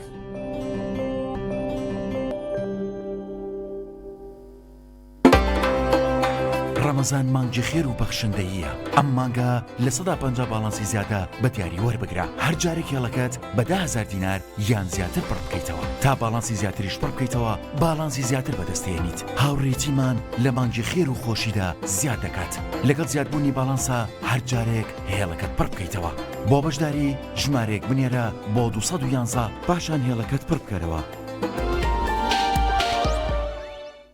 ڕەمەدان فێست پێشانگە و فیستیڤاڵی نێودوڵەتی بازارکردن لە ڕەمەزان لە 7 تاوەکو 7 سوار پێش بەربانگ تاوەکو پارشێو کۆمپانیای سەماوات بۆ حەج و عومرە کۆمپانیەکەمان هەڵدەسێت بە گەشتی پیرۆزی عومرە بۆ هەردوو شاری مەککەی پیرۆز و مەدینەی درەوشاوە گەشتی عومرە ئارامی دڵ و دەروونە لەگەڵ پیرۆزیەکانی خوای گەورەدا شوێنی نزیک و باشترین خزمەتگوزاری لە تایبەتمەندیەکانی کۆمپانیای سەماواتە ڕابردوو سەلمێنەری وتەکانمانە ئیحرام بۆ پیاوان و سەرپۆش بۆ دایکان دابینکردنی دوو جانتای قەبارە جیاواز دیاری کۆمپانیای سەماواتە گەشتەکانی کۆمپانیای سەماوات بە سەرپەرشتی عەبدوڵڵای مەلاسەعیدی سیاگوێزی ناونیشانی کۆمپانیای سەماوات سلێمانی دارۆغا بەرامبەر مزگەوتی دارۆغا لەگەڵ حەبی ئیکۆپڵ هێزی ڕاستەقینەی ئۆتۆمبیلەکەت ببینە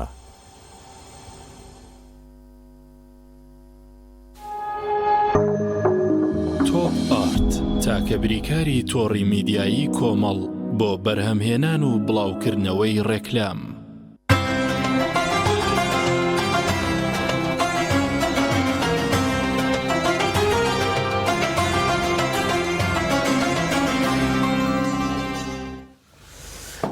دووبارە سڵاوتان لێبێت بینەرە بەڕێز و خۆشەویستەکانی بەرنامەی سی گەوهەر ئێستا لە ستۆدیۆ بەڕێزان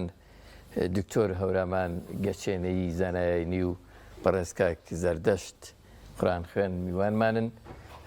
کەمێکی تر لەگەڵیان گفتوگۆکەمان بەردەوامە بێ کاک زەردەشت ئەگەر ئەرێک پێشی کەمێکی تر بە دەنگە شیرینەکەت قورئانمان بۆ بخوێنی سپاس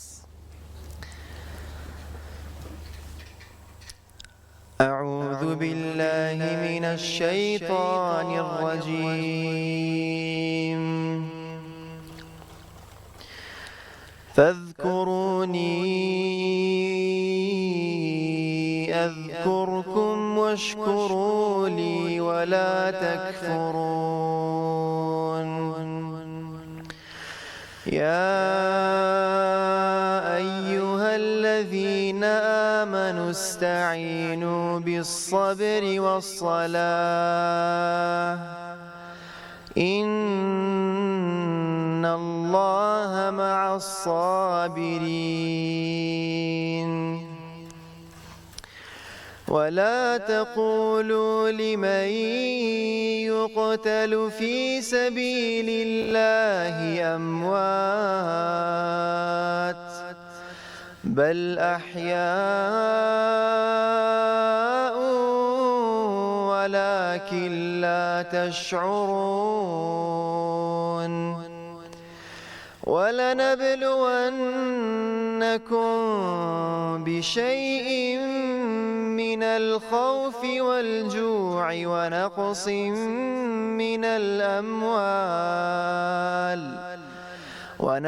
من الأموال والأنفس والثمرات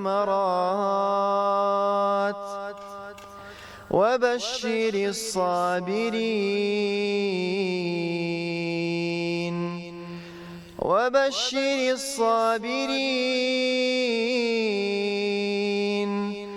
الذين إذا أصابتهم مصيبة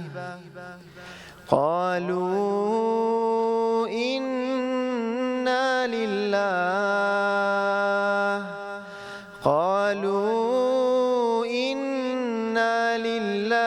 وإنا إليه راجعون أولئك عليهم صلوات من ربهم ورحمة وأولئك هم المهتدون. خارج خير بعد إن شاء الله ما وصل زردشت ما وصيان الدعاء زور تكرار كردنوا زور إصرار كردن سوربون لسر دعاء كاريجري لسر ناخي إنسان خوي هي آية لا خوي جورج مقبولة زور عظيم أصلا خوي رب العالمين في خوشك عبدي زور إلحاح بكات قد جاري بارايتوا كرد بدو كرد بهزار ما نبيت هر إلحاح بك سور بلا سري هر إلحاح بك يعني ألحوا بتايبت يا حي يا قيوم حديث بيغمر صلى الله عليه وآله وسلم بتايبت يا ذا الجلال والإكرام يا ذا الجلال والإكرام ألذوا بيا ذا الجلال والإكرام بيغمر صلى الله عليه وسلم فرمي زور إلحاح كان زور دوباري كان يا ذا الجلال والإكرام وكو بيغمر أكرم صلى الله عليه وآله وسلم الدسي برزك الدو لبدرة لكادك يقين شيء بك أخوي جورا سري شيء أخا والله مهر تعباكيك وتحوي حتى عباكيك وحتى أكو صديقي أكبر فرمي بيغمر إخوة صلى الله عليه وسلم تو أخوي جورا وعدي في داويد إحدى الحسنيين ونيا إحدى الطائفتين لبروا بتابد هاتو سير كبزانا لا إله إلا أنت سبحانك إني كنت من الظالمين بو بيغمر صلى الله عليه وسلم فرمي دعاء نبينا يونس كرناو في بطن الحوت ظلمات بعضها فوق بعض أوهم تاركستاني بحر شو ناو حوتك لا إله إلا أنت سبحانك إني كنت من الظالمين حركسك هرب الروا دارك بو دعاء نبي يونس بفارته ولا أخوي رب العالمين نجاتي يدعي خوي پروردگار كذلك ننجي المحققة جاء إنسان أمانة لجياني خوين جابا من أود أرسكم أو خوي رب العالمين أو أنا رحمتي واسعة حمو عبدك بوي أسلمينك أو أيداتي إلا بوي أسلميني إلا ما قال عبدك فنا أقر ما أخوي صفلا بيت وأنا زانك أخوك قارون وكو كيو والله أوتيتو على إينا إلا اشتيكت في أبخش جايك من علي في أبخش هيك باري في أبخش هيك لا إحنا درس جايك علمي وإلى آخره أتجينا تأستيك وكأما من بين بخشي بيت توش اعترافك أبوك أخوي جورا في بخشي أخوي في بخشي كيف بخشي ما يعني ما طبعا كاتب برنامج كمان زوري نما والله محزكين كتايكي لا جنابت بسرهاتك كاريجري بسرهاتك تشيروك اشتكى الردابك النتائج دعاء الريابات نموني دعاء مسلماني جيرا والله مشتاق ما مباسكي والله ما مصاني برئيس نمونا زورة خويا رب العالمين بشان معنا دا حياتي خو معنا وهموشيان براسي كاري قرن من قناعة موايا بنزاو بارانو إلحاح كردن لرب العالمين وخويا قلاي كردنو بو خواو باح كردنو الروح تەسکیەی نەفس و خۆنزیکردنەوە لە خوا و داواکردن لێ و ئیلحاحکردن لێی مستحیلت بۆ ئەکا بە ئاسان مستحیل و هەروایشە لەبەرەوە خوای رب العالمین ئامادەیە قوانینی ئەو کەونەی خۆی بۆ عەبدێکی خۆی بگۆڕێ بۆ دوعایەکی عەبدی خۆی هەر قوانینەکان بگۆڕێ ئەو پێغەمبەرانی خوا لە قورئانە خوای رب العالمین باسی کردووە ناموس و قوانین و ڕێساکانی کەونی بۆ گۆڕیون ئاگر ناسووتێنی و بەحر ئینسان غەرق ناکە وەی لە ئاخری هەوانە زۆر زۆر بەڵام خوای رب العالمین ئەوانەی کە باس کردوون هاوریابن کە باسی سەیدونا ئیبراهیمەکە کە باسی نەبی یونسەکە کە باسی ئەو هەموو پێغەمبەران ناکە ئەو بۆ ئەوە نییە پێمان بڵێ ئەوە مستحیلە و بەس بۆ ئەوان بووە ینی کەواتە ئێوەش بۆتان ئەەکەم هەر یەکە بۆ ینی بەپێی داخوازیەکانی خۆی و بەپێی لە حاکردنی خۆی من بابەتە زۆر کاری تێکردم ئەوەی کەوتم خوای رب العالمین قوانین و نەوامیسی خۆی ئەگۆڕێ بۆ عەبدێکی خۆی زۆر ئاسانە بەلایەوە یەکێک لە مامۆستایانی سعودیە شەیخەکانی سعودیە ئەهلی عیلمە باسی کرد وتی ماوەی چەند ساڵێک لەمە و پێش پیاوێک هەبوو لە کۆڵانەکەمانە لە منتەقەکەمانە وتی کاتێک دوای نوێژی بەیانی هاوتی شێخ من خەوێکی زۆر زۆر عەجیبم بینیوە وتی خەوەکەی کە باس کرد ئەم باسی چۆنیتی خەوەکە ناکە وتی خەوەکەی کە باس کرد وتی خەوێکی زۆر عەجیب وتی خۆم سەیری کتێبم زۆر کرد چەندین مامۆستای گەورە گەورە هەبوون لە ناوەی وڵات لە دەرەوەی وڵات کە تەویلی خەو زۆر زۆر ئەزانن ئەوەش عیلمە طبعا ئەوەش عیلمە وتی پرسیارم لێ کرد وتی هەموویان سەریان سۆڕما بوو لەو خەوە وتی بەس وتیان ئێمە تەنها یەک شتە زانین یەک شتمان بۆ دەرکەوتوە لەم خەوە ئەویش ئەوەیە ئەم کەسە کە ئەم خەوەی بینیوە داوایەکی کردووە لە خوای خۆی خوای رب العالمین پاداشتێکی ئەداتەوە بەوەی کە ئەی خاتە سەر عەبدایەتیەک و جۆرێک لە عیبادەت ئەکا بۆ خوا لە کاتێکە سەر ئەو گۆی زەویە یەک نەفەری تر نییە ئەو عیبادەت بکە ئەو نەبێ هەر 7 ملیارەکە باشە هەر نەک موسڵمان غێرە موسڵمانیش تی زۆرمان پێ عەجەبە و خوایە ئەبێت تۆ چۆن ئەسبابی وەڵامدانەوەی ئەم عەتایە بۆم عەبدەی خۆت ڕێخەی وتی وەڵڵا هەر ئەوە نەمان پێ وتمان وەڵڵاهی نازانین سەرمان سوڕماوە وتی قەدەری خوای گەورە ڕۆژان هات و ڕۆژان ڕۆی ئەم بابەتی ڤایرۆسی کۆڕۆنایە هاتە پێشەوە خۆمان بەچای خۆمان بینیمان دەرگاکانی مەسجد الحەرام و دەرگاکانی مزگەوتی پێغەمبەر صلی الله علیه و سلم میداخران وانە بوو کە حاڵەتێکی زۆر زۆر ناخۆش بووە کە دەرگاکانی مەسجد الحەرام میداخرا وتی وەڵای ئەم پیاوە وتی بۆ مبالەغا چۆن ئەڵێ مێشیش نەئەچووە ژوورەوە نیان ئێڵە ئەگەر بیان توانە نیانەڵا مێشی خۆی بکا بە ژوورە بچێتە لای مەسجد الحەرام کەعبەی پیرۆز وتی ئەم پیاوە دوای نوێژی بەیانی شەوێک هەڵەسێ ئەڕوا هیچ کەسی ڕێ لێ ناگرێ خۆی تاق و تەنها تەوافی کەعبەکە ئەو خەوەکەی و عیبادەتەکەی و دوعاکەی بەرەکەتە رب العالمین لای من تۆ مستحیلە بەس لای خۆی گەورە چی مستحیلە لەبەر ئەوە بەڕاستی وەسیەتمەوەی بۆ خۆم بۆ ئێوەی بەڕێز و بۆ هەر موسڵمان و دیندارێک و بۆ غێرە موسڵمانیش ئەوەیە کە داخوازیەکانتان و تەڵەبەکانتان لە خوا بکەن بەخوای رب العالمین وەڵامتان نەداتەوە ان شاء الله زەباتەوە مامۆستای بەڕێز ئێمە لێرە کاتی گفتوگەکەمان کۆتایی دێ ئستان خۆش بێ خوا قسەکانت ماشەڵڵا شیرینن بەس خۆزگەکات بۆیە زیاتر قسەمان کەلامی ماقەلەوە دەستان خۆش بێ بینەرە بەڕێز و خۆشەویستەکان بە سپاسی دووبارەمان بۆ بەڕێزان دکتۆر هەورامان گەچێنەی زانایانی بەڕێز مامۆستا زەردەشت فایق قورئان خوێن کە تەشریفیان لێرە بوو ئەم بڕگەی ئەمان بە کۆتایی دێنین و پاش ناوبڕێک بەرنامەکەمان درێژەی دەبێ بە بڕگەی باسکردن لە هەندێک ڕێنمایی تەندروستی لەلایەن بەڕێز و خۆشەویست دکتۆر ڕەوف ڕاحیم پسپۆڕی نەخۆشەکانی ڕۆماتیزم و جمگە لەگەڵمان بەردەوامە بێ و لەگەڵ شێفە بەڕێزەکان و هەندێک بەڕگەی تر لەگەڵ کاک شێخ گفتوگویان لەسەرەکەین لەگەڵمانە بمێنەوە پاش ناوبڕێک کە تیایدا یادەوەری ڕەمەزان پێشکەشەکەی بۆ 5 خولەکێک لەگەڵ بەڕێزێک کە یادەوەری لەگەڵ ڕەمەزانە هەیە کوێی لێگرین دوایی دەینەوە خزمەتە.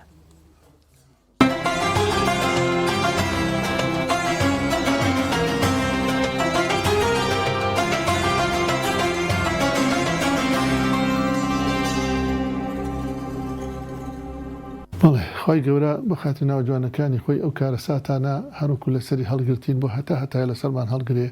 کارساتێکی زۆر زۆر ناخۆشە بەداخەوە هەوایە ئەوە چەندەها پیاوی وەکو جەنابەت و مێژوو نووس و پیاوی نووسەر و ئەمانە احتیمامێکی زۆریان دایات بە ئەو کارەساتە چونکم ئەو کارەساتە خەڵ لە بیری نەماوە. بەڵێ ئەو کارەساتە ئێمە تەبعاً بە ڕۆژوو بین لە مانگی ڕەمەزانی سەر لە یادەم نییە لە چەندی مانگی ڕەمەزانە بوو تقریباً لە کۆڕەوەکە ئیتر لە گەربەی مانگی ڕەمەزانە بین هەتای من خۆم داوت بووم لە ماڵی لەم سلێمانیە ماڵی کاک حاجی عومەر بە ڕەحمەت بێ یاخوا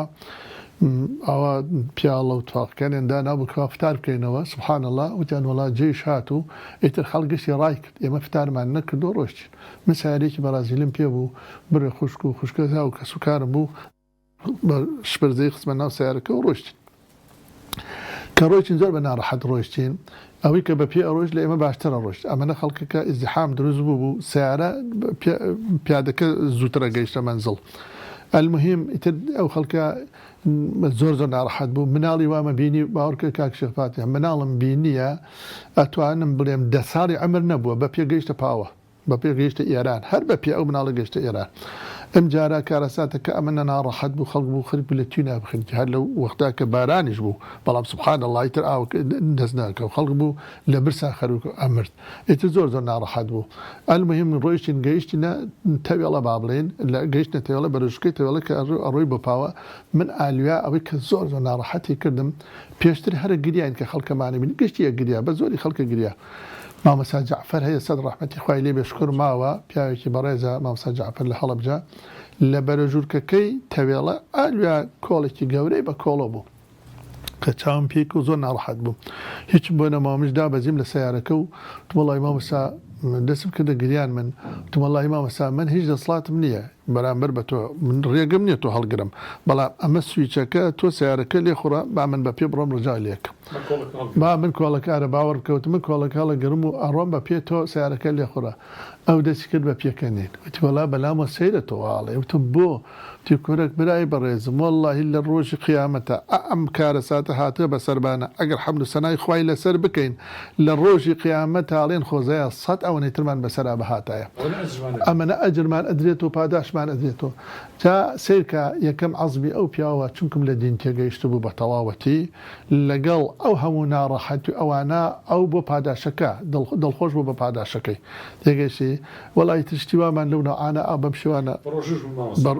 بەڵێ ڕۆژمان هەر نشکان بوو ئێوارە کارین بوو ئیتر هەر نەماشکە شەویش بڕۆیشتینەوە ئەوە کە من نەڵێم شابەقی بوو گەیشتن ئەویانە ئیتر ئاوە بیتر لەوە لە دوایە ڕۆژی دوایین ڕۆژمان شکان بۆمان نەگیرا یەک دوو ڕۆژێک بۆمان نەگیرا بەو ڕێگاوە بین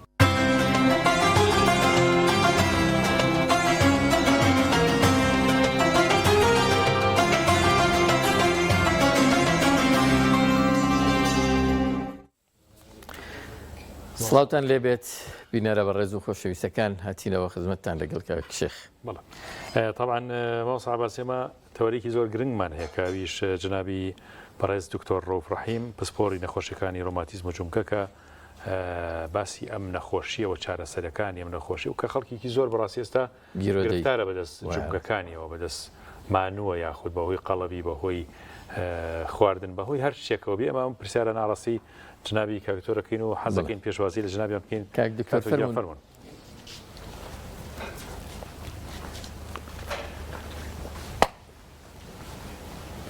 السلام عليكم. عليكم السلام ورحمة الله. خير بيا كاك دكتور وخير بين سرتشاو فرمون خير بين ما صار خير بين سرتشاو فرمون پێشەوەی لەگەڵ کاک دکتۆر بکەوینە گفتوگۆ ڕوسەتێکی کەمی لێ خوازی نەچینە سەرێکی ئەم شێفە بەڕێزانە بزۆر باش کاک دکتۆر دەگەڕێنەوە لات خزمەتە بخێربێت بینەرە بەڕێز و خۆشەویستەکان شێفە بەڕێزەکان زۆر سەرقاڵن ئێمەش فرامۆشمان کردم ڕاستی زمجوڵێکی باشیشان ئەمە بەستان ناین بەخێر بێنە ماندوو نەبن سەلامەتجاربی پێمان بڵێن چی بەرەماتوە و چی ماویەتی و چی تەواوەکەین سا کوبەکە ئامادەیە بە زۆر سوورکردن ئامادەیە ئەو هێلکەی پێوە کراوە بەڵێ ئەیتر جوان جوان سوورەکرێتەوە بەڵامی بەوە سوورکرێتەوە کە هەڵنەوەشێت باشە دوای ڕۆژوشکاندن ڕۆژەوان چەندانی لێ بخوا باشە دانەیەک دوان دانەیە کافێژانن مەسەڵا حسێب بچێتە گەدەتەوە کاک دەریمان ئەمەی جنا بچی بوو ئەمە ئێستا حەزر زۆر ڕازانەکە بەڵێ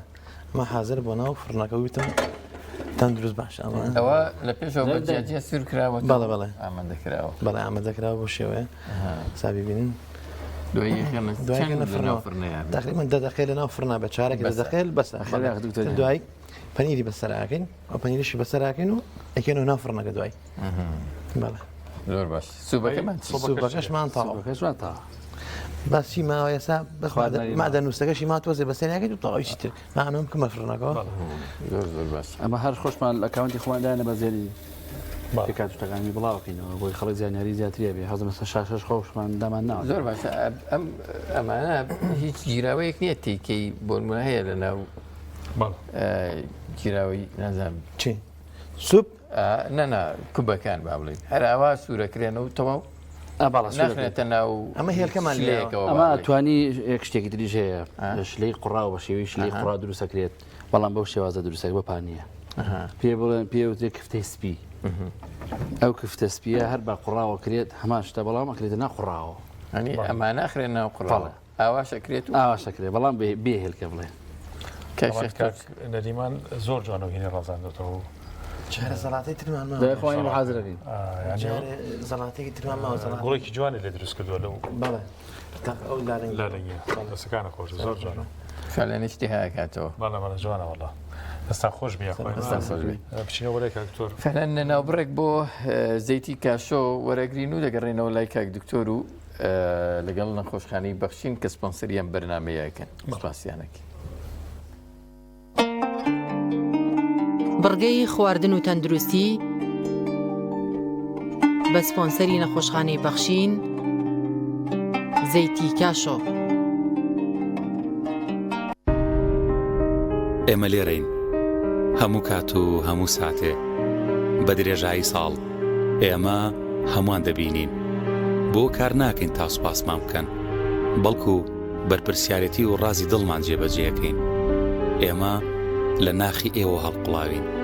خۆشویستنی کار و پیشە و بەدەستێنانی ڕەزامەندی خوددا ئامانجمانە شانازی دەکەین کە یەکێکین لە باشترین نەخۆشخانەکانی هەرێمی کوردستان ئێمە لە نەخۆشخانی بەخشینین لای ئێمە دڵنیاتری کاشۆ بەرهەمێکی خانەدانە تایبەت بەخوان و چێشتخانە چێژ و جوانی زەیتی کاشۆ مایەی کۆکەرەوەی خێزانە بۆ دوورکەوتنەوە لە زەخت و شەکرا کاشۆ دەوا و دەرمانە هەمیشە مەڕوانە لە هەرزانی کە ئەزانی لەسەر سیحەتت گرانە دەسا هەڵبژێرە زەیتی کاشۆ بەرەکەتی سفرە و خوانە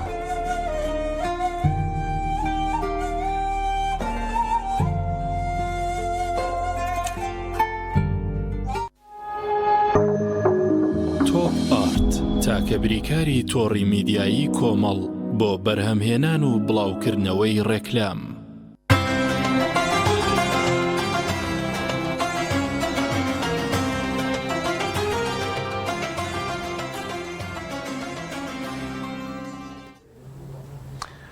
کاتوریانێمە گەڕێنەوە خزمەت جەنابتان یاخوا بە خێر بن بۆ بەرنامەکەمان و ئەسمانەکەم بۆ خۆش بوو لەمە ئەم دیدارەوە ئینشاءڵڵا جێی بڵێن کەڵگە بێ بۆ هەموو لای کاتوریان نەخۆشیەکانی ڕۆماتیزم و جەنابەت کە مختصی پسپۆری ئەو بوارەیت وا هەست ناکرێت کە لەم کاتانەیە ئێستا بڵین خەڵک زیاتر تووشی ئەم نەخۆشیان نابێت تا ئەوسا هۆکارەکەی چییە؟ خۆی من حەزەکەم پێش وەڵامی ئەو پرسیاری جەنابی بۆمەوە پێناسەیەکی زۆر کورد بۆ نەخۆشیەکانی ڕۆماتیزمە. نەخۆشیەکانی ڕۆماتیزمە ئەو نەخۆشییان بەشی زۆران درێژخایەنن بەڕاستی. هەندێکشان یەت و ئەڕوات ئەوانن کە تووشی جومگە ماسوولکە ئێسک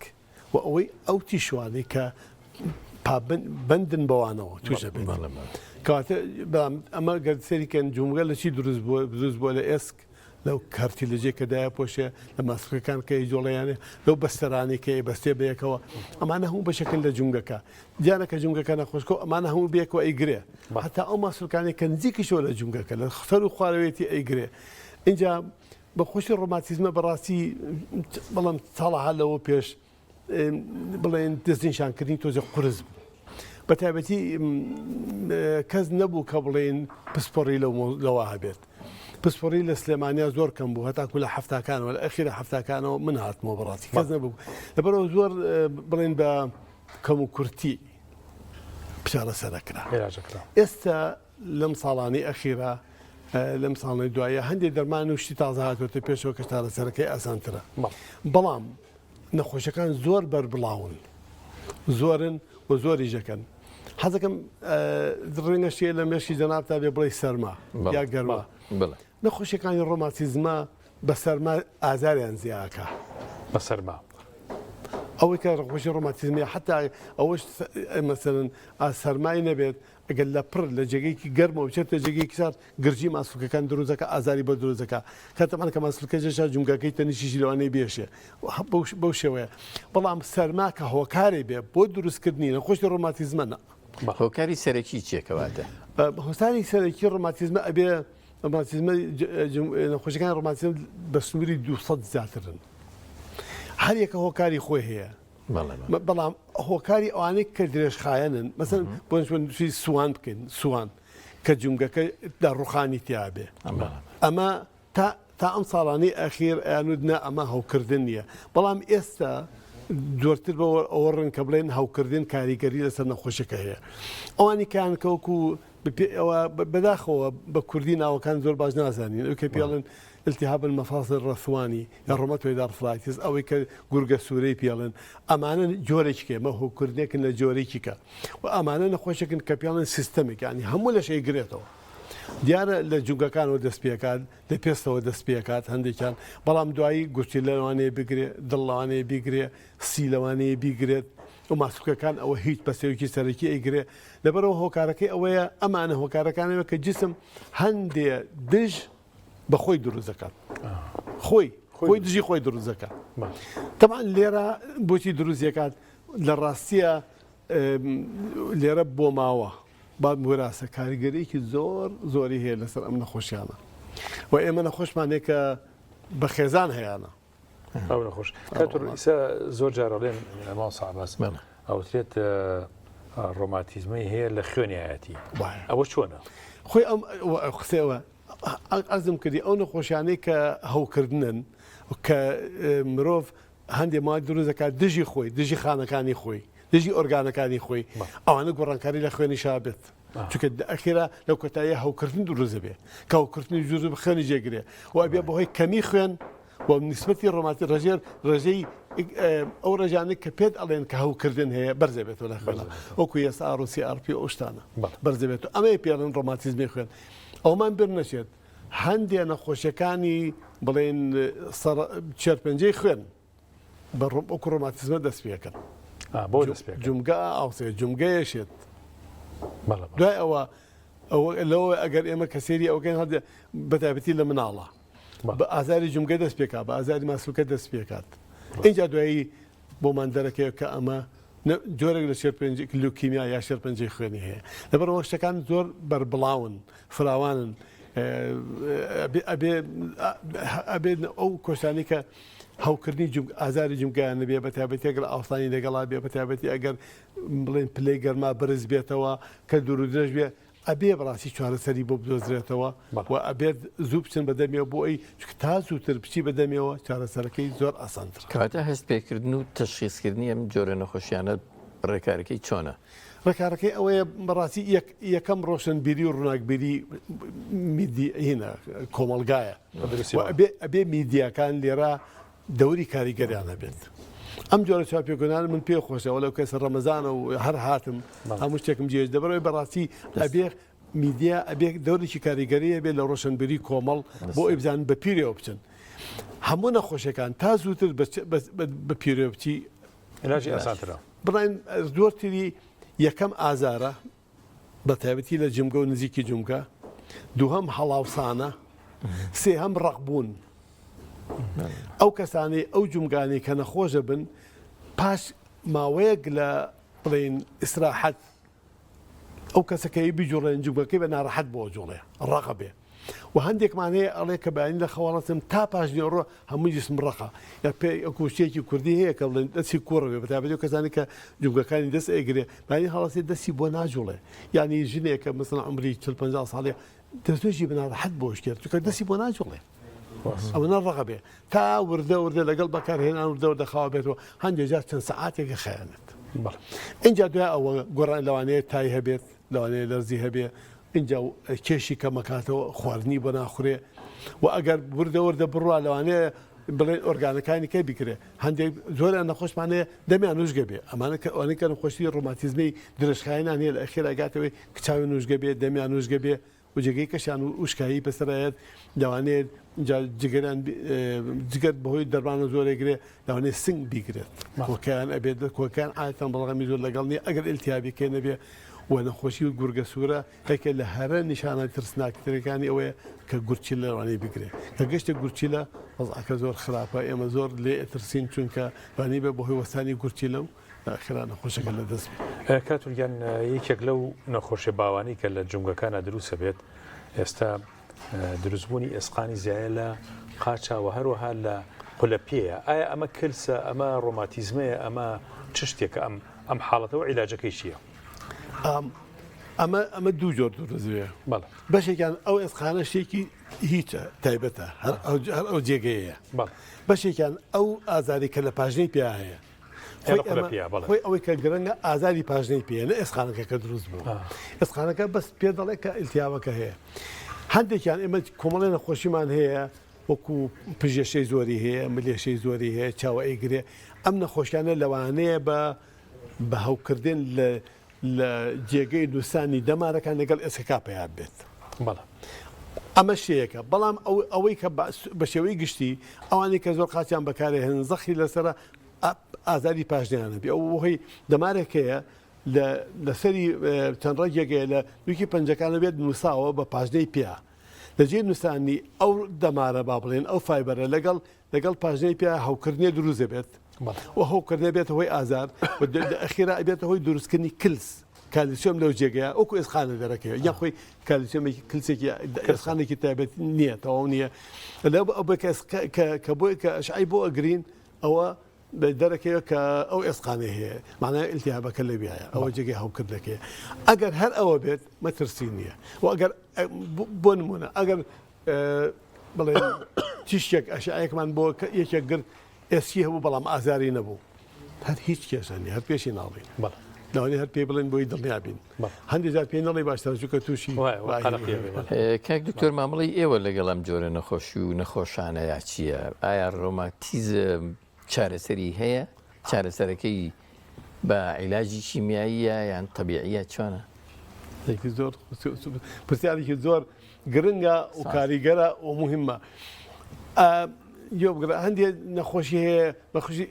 ئێستا باز لەوانەکەن کە هەوکردنن باز لەوانەی کەیان ناکەن ئەوەی کە هەوکردنە بنە بڕبوونیان زۆر زەحمەتە ئیلتیاب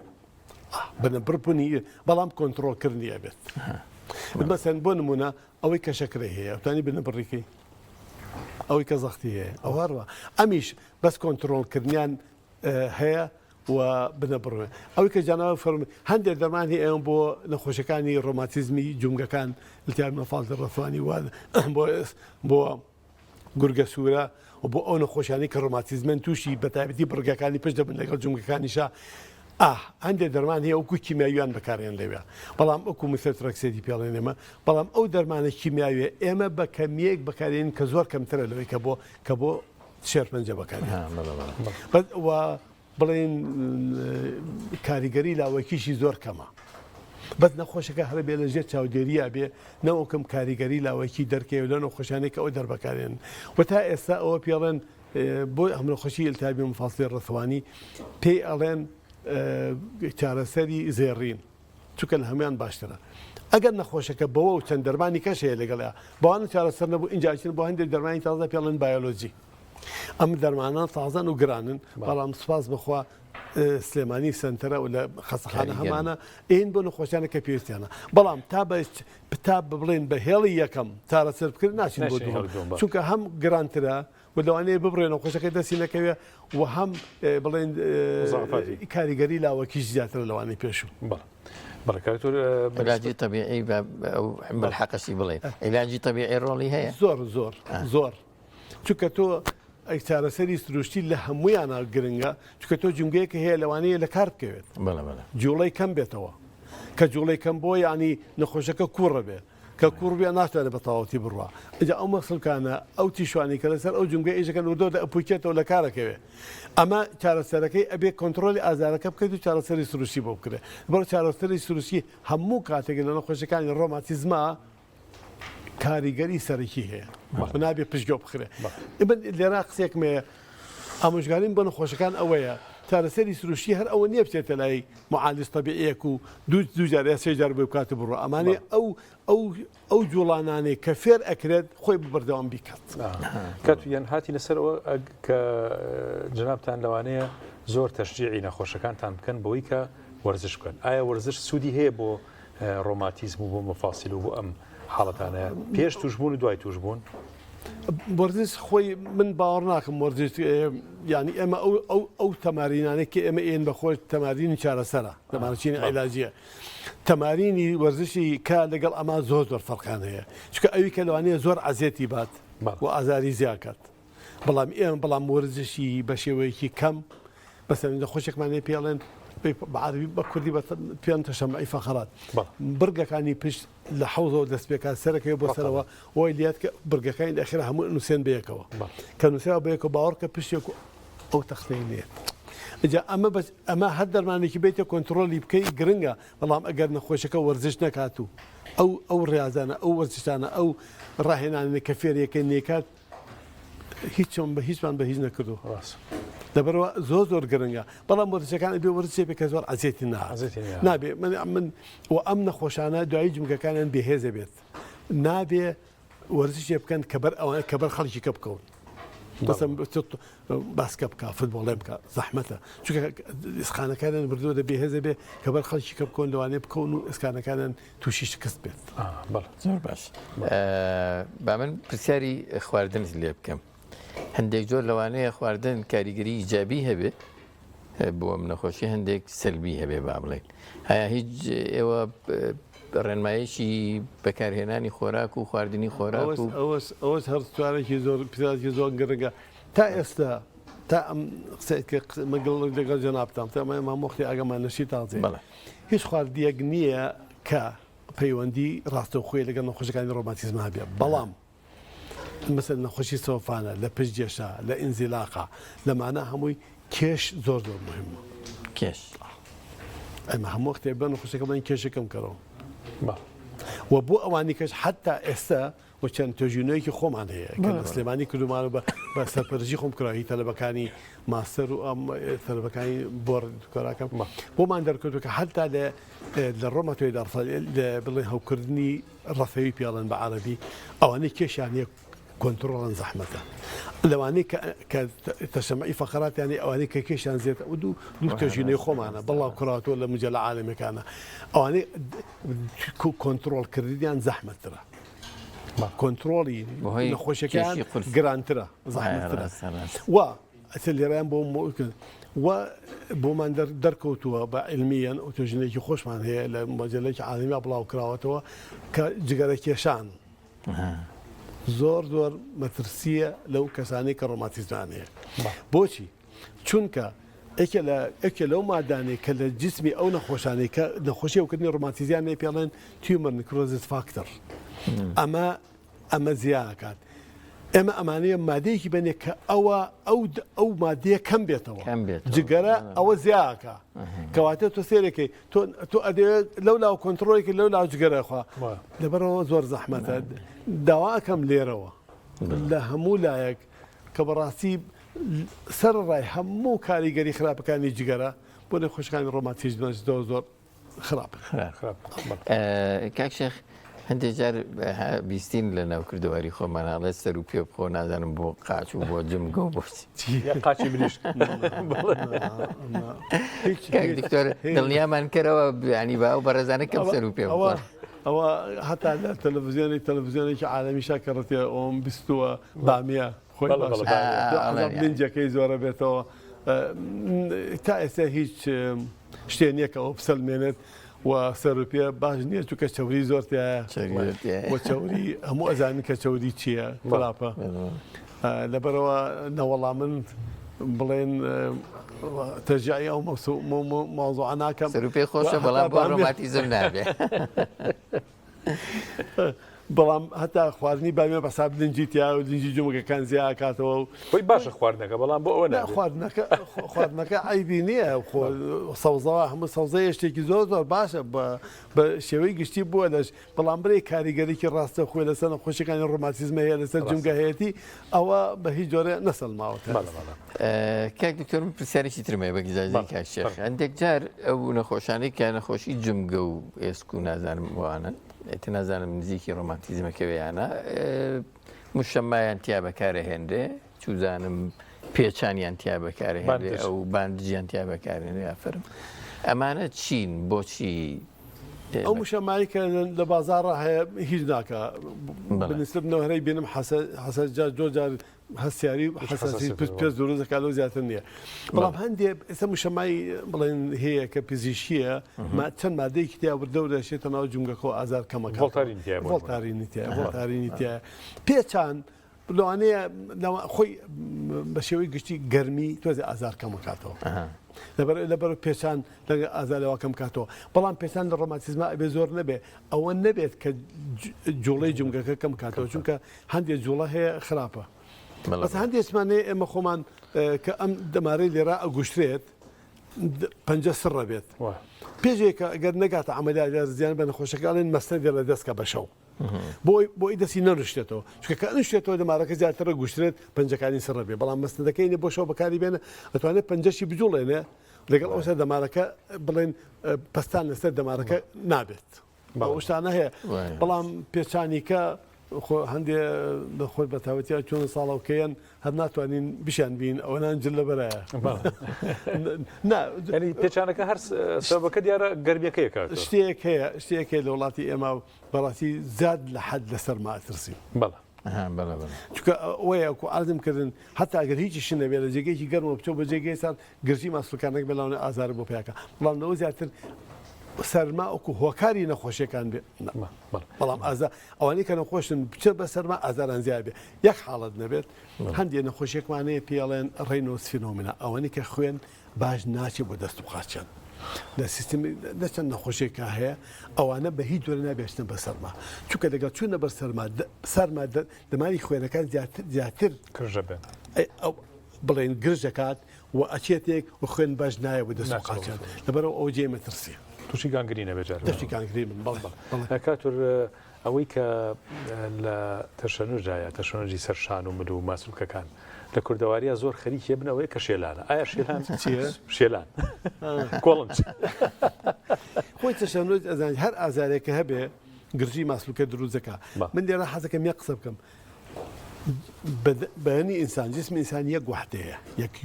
یەکەیە وەکو ئەوەی کە حەدیسەکە ئەفەرمێ كالجسد الواحد ساهر الجسد بالسهر والحمى أو اللي واحد يبقى أو حديثة قالتني أو حديثة بلا أو حساباتي تيا بلا بس وزيات رأسي بيه بلا أويك أفرمي أقل بشكل لشد يشاء بلا إذا اشتكى عضو منه يشتكي سائر الجسد بالسهر والحمى بالسهر والحمى نبروا ینی کە هەندێک جار هی مەسە ملێ ئەگەر برگەکانی ملێ هەوکردنی هەبێ لە لێوە زەختەچێت سەر دەمارەکان کە چۆ سەر دەمارەکان ئازارەکەیتە خوارەوە دیارە ئازارەکەی گرژی ماسوولکەکانەکە تێگەی بەڵام هەندێک جارۆکو هەندێک وەرزشی نەکردووە هەندێک وەرزش ئەکا کە تەبیعینە بەلایەوە جسمی لەسەر ئەوە ڕاناتۆ گرژی ماسوولکەکانی بێ وەکو ئارزم کردی لە جێگەیەکی گەرمە ئەکسەر چێت بە جێگەیەکی سات تووشی گرژی ماسوولکەکان بێ ئازاری بۆ پێیاکە شێلان ئەگەر لەسەر خۆ بێت بە شێوەیەکی علمی ئەوە ئازار کەمەکاتەوە خوێنیش بۆ ئەو منتەقەی باشت ترەهێنێت لەبەر ناوچەکە گەرمە بێتەوە خوێنی باشتر بووە باشتر چابێتەوە بەڵام خێرچلانیش حسابی خۆی چێڵە نەوێ بە دوو ئاراستە یەک ئاراستەوێ بڵێ یارە سەرەوە یارە خوارەوە بەڵێ ئاراستە بێ لەگەڵ جوڵانە داونەوە معالجەکانەوە ئەزانێ مەجێ زانین ئەبێ بە یەک ئاراستە بێ و ئەبێ شێوکی ئەلمی بێ ئەبێ زەختیشی زۆر لێ نەکرێت بەڵێ هێواش من یەک پرسیارم بۆ دروست بوو لەوەی کاک شێخەوە تەقاندن ئیتر هی با بڵێن ئەوەی پشت بێ هی پەنجەکان بێ هی قاچ و دەست و پەلەکان بێ کاکی دکتۆر تەقاندن چ کاریەکی سلبی هەیە ئیجابی خۆی جونگە بۆشاییتیایە ئەو بۆشایانەیە بۆشای هەندێک جار بۆ کۆڵێن بە بڵیانی بڵخی ناترۆژین تا دروزێ بکەی تەقێنی ئەو بڵقاتەقەیە یا خۆی بڵێم جونگەکە لێگە سەر ئێسخانەکان لێگە ئازارە بۆ پیاکە تەقانن هیچ کاریگەریەکی نییە بۆ سەر هیچ شتێک باش نییە و ئەوێ بە خوش و شتێکی جوانیە لە کۆمەڵا و وابزانام هەر نەهیشی لێکراوە وای تێگەم کە ینی شتێک نییە کە جوان بێ بۆ لەبەرەوە زۆر خۆش نییە ئەکتاتۆر جوانە ئیسفادەی هەیە بۆ گەرمی جوانەتی بەس گەرمیدا جوانە بەس گەرمیدا و گەرمەیەکی بڵێن بەس پێستەکە چەند میلیمی لە پێست گەرمەکە ناچێتە خوارەوە تەمە ئامێرانی کرد بەکارە لە چارەسەری سروشتی هەندێکی گەرمایەکی ئەچێتە خوارەوە بۆ چەند سانتیمەتر چێتە ناو جونگەکۆ بەڵام ئەوەی ئەو جێرە گەرمی کەش دەنابزەبی گەرمێکی ڕووە هەیە بەس پێست و تۆزێ ئەوە گەرمەکات شێکی کە بڵێ کاک دکتۆر پێمان بڵێ یعنی دەڕێنماییمان پێ بڵێ کەسێک کە ساغ بێ لەم نەخۆشیە با بڵێ ئیشکالێکی ئەم نەخۆشیی نەبێ ڕۆماتیزم چۆن بکا کە توش نەبێ خۆی بپارێزی زۆر گرانە زۆر گران چکە نازانی تا توژە بێ ئەگەر جۆری هەوکردنەکە بێ ئێستا ئەوەی پێڵێن هەوکردنی ڕۆماتیزمی ڕەثەوی ئەوە ئەوانەی کە لە خێزانیانە هەیە خزم نزیکێتی ئەوسە برایەتی خوشکێتی لە باوانەوە بۆی ماوەتەوە فەحسێکی ئەکرێت ئەو فەحسە ئەگەر هەبوو لەوە ئەو مادی ئەگەر هەبوو لەوە ئەوە ئەگەری زیاتری هەیە کە توش بێ لە پاشە ڕۆژە دەبەرەوە بکو بڵێ خەیتە ژێر چاودێریەکەەوە هەر ساڵی جارێک بێت یاکە ئازاری هەبوو بێت ئەوانە هەیە بە شێوەی گشتی ئەوانەیە کە بە بۆ ماوە ڕۆماتیزمیان هەیە ئەبێ ژاتر لە ژێر چاودێریا بن حتا ئەگەر و فەحسەشی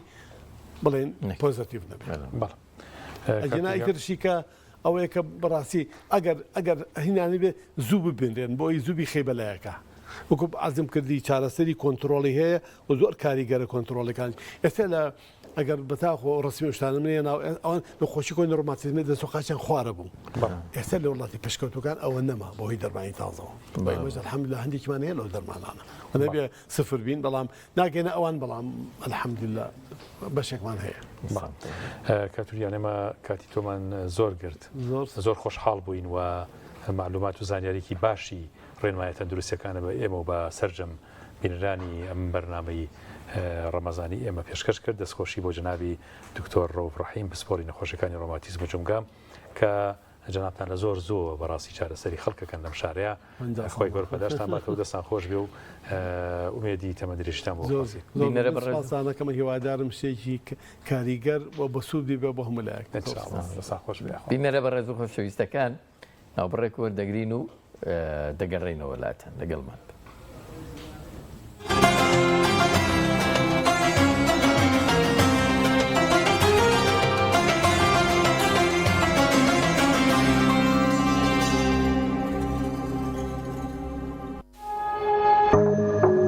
تۆپ ئارت تاکە بریکاری تۆڕی میدیایی کۆمەڵ بۆ بەرهەمهێنان و بڵاوکردنەوەی ڕێکلام خۆمان تێکەڵەکەمان حاضر کردو و پێویست ناکا بیست هاوکێشی چاتێکەڵکردن تاک بکەیتەوە خۆی لەوە باشتر دەشوە کاتێ وەرشۆنێک لیبنی خۆش دەرەچێت چای مؤمین تام و بۆن ئایدی ئێمەیە ئاستێرە 350 پەنجەرە ئەو ئۆفەر و داشکاندانن کە تایبەتن بە تۆ لەگەڵ لایفستایلی تۆدا گونجاو لە ڕێم خزمەت گوزاریەوە دەتوانیت تا 5 هێندە باڵانسی بێبەرامبەر بۆ پەیوەندی بەدەست بهێنیت لەگەڵ داشکاندن کە دەگاتە لە 150 لەسەر پاکێجەکانی ئینتەرنێت و پەیوەندی هەروەها بەکارهێنانی بێبەرامبەری سناپچات لە چەند پاکێجێکی دیاریکراوی ئینتەرنێتدا چەندین تایبەتمەندی و ئۆفەری داشکێنراوی تریش با چاوت لەسەر ئاستێرە 350 پەنجەرە بێت تا داشکاندن و ئۆفەرە تایبەتەکان بزانیت لە ڕێی پەیوەندیکردن یان ئەپلیکیشنی ئاسێسیڵ لەگەڵ حەبی ئیکۆپڵ هێزی ڕاستەقینەی ئۆتۆمبیلەکەت ببینە. ناوەندی سانە بۆ پێداویستی حەج و عومرە بینینی شوێنە پیرۆزەکانی ئیسلام چێژی تایبەتی خۆی هەیە پێشانگاکەمان کار ئاسانە بۆ حاجی و عومرەکارانی بەڕێز بۆ ئەوەی سەفەرەکەیان تایبەتتر و تەنها بیر لە بەجێهێنانی فەریزەکانیان بکەنەوە ئەویش بە دابینکردنی هەموو جۆرە پێداویستیەکانی حەج و عومرە بە نرخی جملە و باشترین جۆرەکانی کە تەسبیح بە هەموو شێوەکان و سیواک و بەرماڵ و هەموو جۆرە بۆنێکی گەورە و بچووک و کڵاو و ئاوی زەمزەم بە چەند شێوازێک لەگەڵ ئەوانەشدا باشترین جۆری قەڵەمی قورئان خوێنمان لا دەست دەکەوێت لای ئێمە هەموو بابەتێک تایبەت بە دیاری بۆ خۆشەویستانت بەردەستە ناونیشان سلێمانی حەوزە وشکەکە بازاڕی مراد تەنیشت دوکانی حاجی عارفی عەتەر یاخود گەڕەکی ئازادی جادەی سیەکە نزیک مزگەوتی هەنجیرەکە بۆ زانیاری زیاتر پەیوەندی بەم ژمارە تەلەفۆنانەوە بکەن ناوەندی سانە لە پێداویستی حەج و عومرە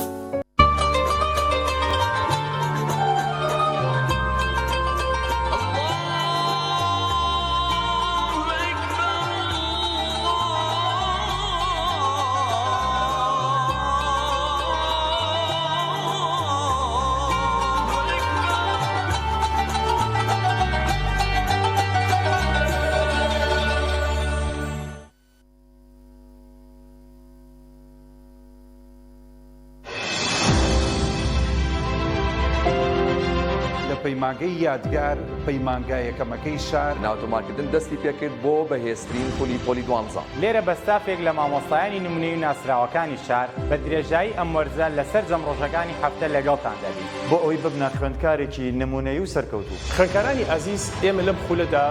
زۆر بە وردی و بە پراکتیکی وانەکان شی دەکەینەوە منهەج زۆر بە جوانی و شێوازێکی زانستیانە تەواو دەکەین پەیمانگای یادگار باڵی زۆرترین خوێندکاری من لە باڵا و یەکەمەکانی هەیە هەر بۆیە دەمانەوێت ئێوەش یەکێک بن لە یەکەمەکانی هەیە لەگەڵەوەشدا چەندین سیمیناری گرنگ و بەرنامەی تایبەتی سەعیدکردنتان بۆ دادەن تاوەکو بگەن بە ئامانجەکانی خۆتان ئامادە بن بۆ تاقیکردنەوەی وزار پێکەوە هەنگاو بەرەو داهاتوێکی گەشت دەنین لە پەیمانگای یەکەمەکەی شارەوە چاوەڕاتن ناونیشان گەڕەکی مامۆستایان جوتسایدی مامۆستایان خوار مزگەوتی قازی محەممەد یاخود دەتوانی پەیوەندی بکەی بەم ژمارانەوە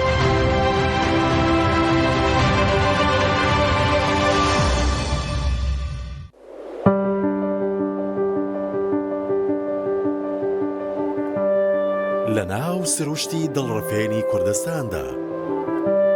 لە کەشێکی سەردەمیانەی دڵنشیندا باڵەخانە و ڤێلاکانی مایۆرکا سیتی بنیاد دەنرێت پرۆژەیەکی ناوازە سەرسامکەر شاکارێکی ئەندازیاری لە هەر جەیەکەوە سەیریەکەیت پارچەیەکە لە جوانی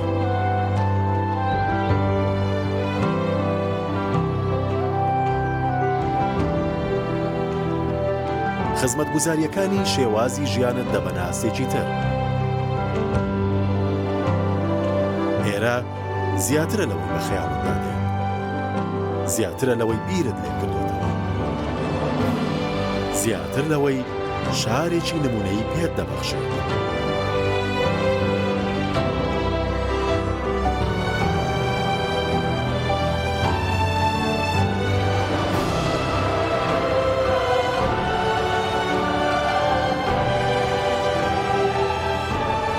مایۆرکا سیتی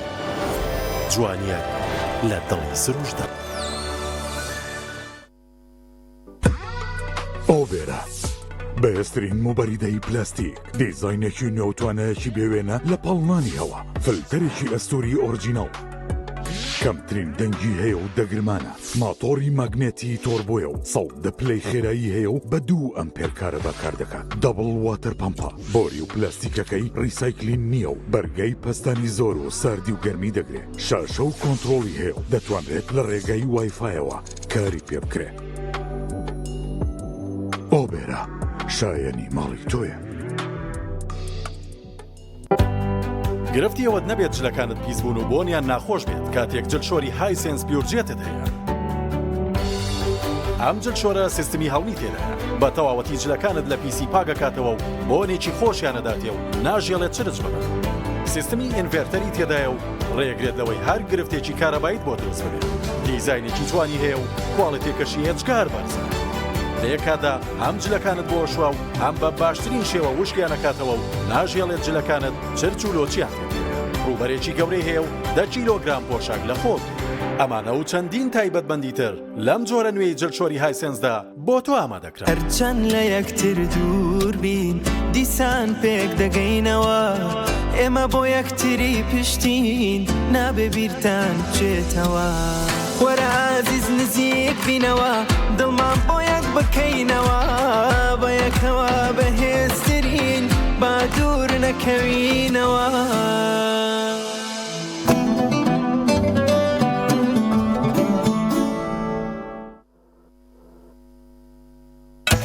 هۆڵەندی ئەسڵی هۆڵەندیە لاوەڕەکەی هۆڵەندیە مانگاکەی هۆڵەندیە شوانەکەشی هۆڵەندیە شیرێکی سروشتی و خاوێن هۆڵەندیە حاجی هۆڵەندیە ئەم شیرە هۆڵەندیە دانەیەکەم بەرەبی بەمە ماڵەوە بیخۆنەمە هۆڵەندیە هۆڵەندی ئێوەش بیرتان بێت شیرێکی سروشتی و خاوێن شیری یۆرۆیە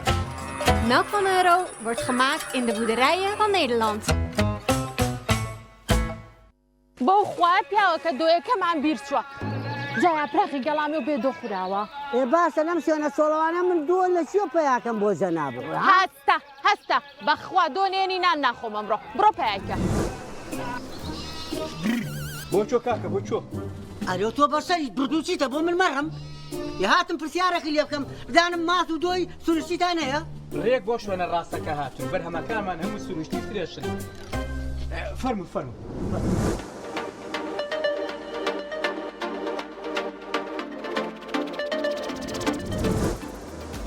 ئەڵێم پیاوەکە با تۆزێ لەم شتە سروشتی و پاک و خاوێنانە لەگە خۆمان بەرینەوە بۆ شار بۆچی تا ئێستا نەچون بۆ لقەکانی خەجێخانم ئەمە هەموو بەرهەمی کارگەکانی خەجێخانمە نەوەڵڵا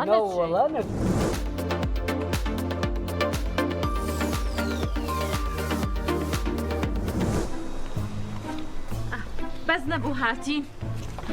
وری لای بە کاکە باقیم ناوێ باقی چی دۆیە بیخۆرەوە بەزیابێ دەست خۆش بەخێرچن پاپستان دەفەرم و ڕۆڵە گیان ئەوە ماسا و دۆی خەجێخانم ئەمەیان بینە بەسەرتەوە پەرداخستی ناوێ خەجێخانم یەکەمین براندی بەرهەمە خۆماڵیەکان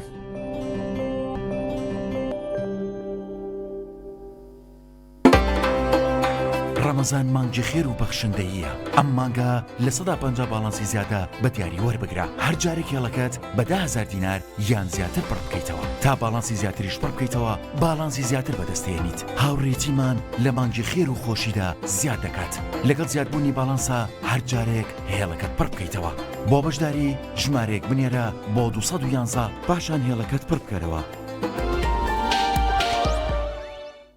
ڕەمەدان فێست پێشانگە و فیستیڤاڵی نێودوڵەتی بازارکردن لە ڕەمەزان لە 7 تاوەکو 7 سوار پێش بەربانگ تاوەکو پارشێو کۆمپانیای سەماوات بۆ حەج و عومرە کۆمپانیەکەمان هەڵدەسێت بە گەشتی پیرۆزی عومرە بۆ هەردوو شاری مەککەی پیرۆز و مەدینەی درەوشاوە گەشتی عومرە ئارامی دڵ و دەروونە لەگەڵ پیرۆزیەکانی خوای گەورەدا شوێنی نزیک و باشترین خزمەتگوزاری لە تایبەتمەندیەکانی کۆمپانیای سەماواتە ڕابردوو سەلمێنەری وتەکانمانە ئیحرام بۆ پیاوان و سەرپۆش بۆ دایکان دابینکردنی 2 جانتای قەبارە جیاواز دیاری کۆمپانیای سەماواتە گەشتەکانی کۆمپانیای سەماوت بە سەرپەرشتی عەبدوڵڵای مەلا سەعیدی سیاگوێزی ناونیشانی کۆمپانیای سەماوات سلێمانی دارۆغا بەرامبەر مزگەوتی دارۆغا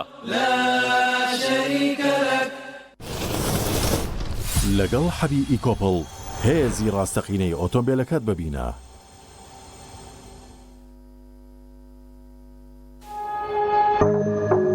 تۆپ ئارت تاکە بریکاری تۆڕی میدیایی کۆمەڵ بۆ بەرهەمهێنان و بڵاوکردنەوەی ڕێکلام.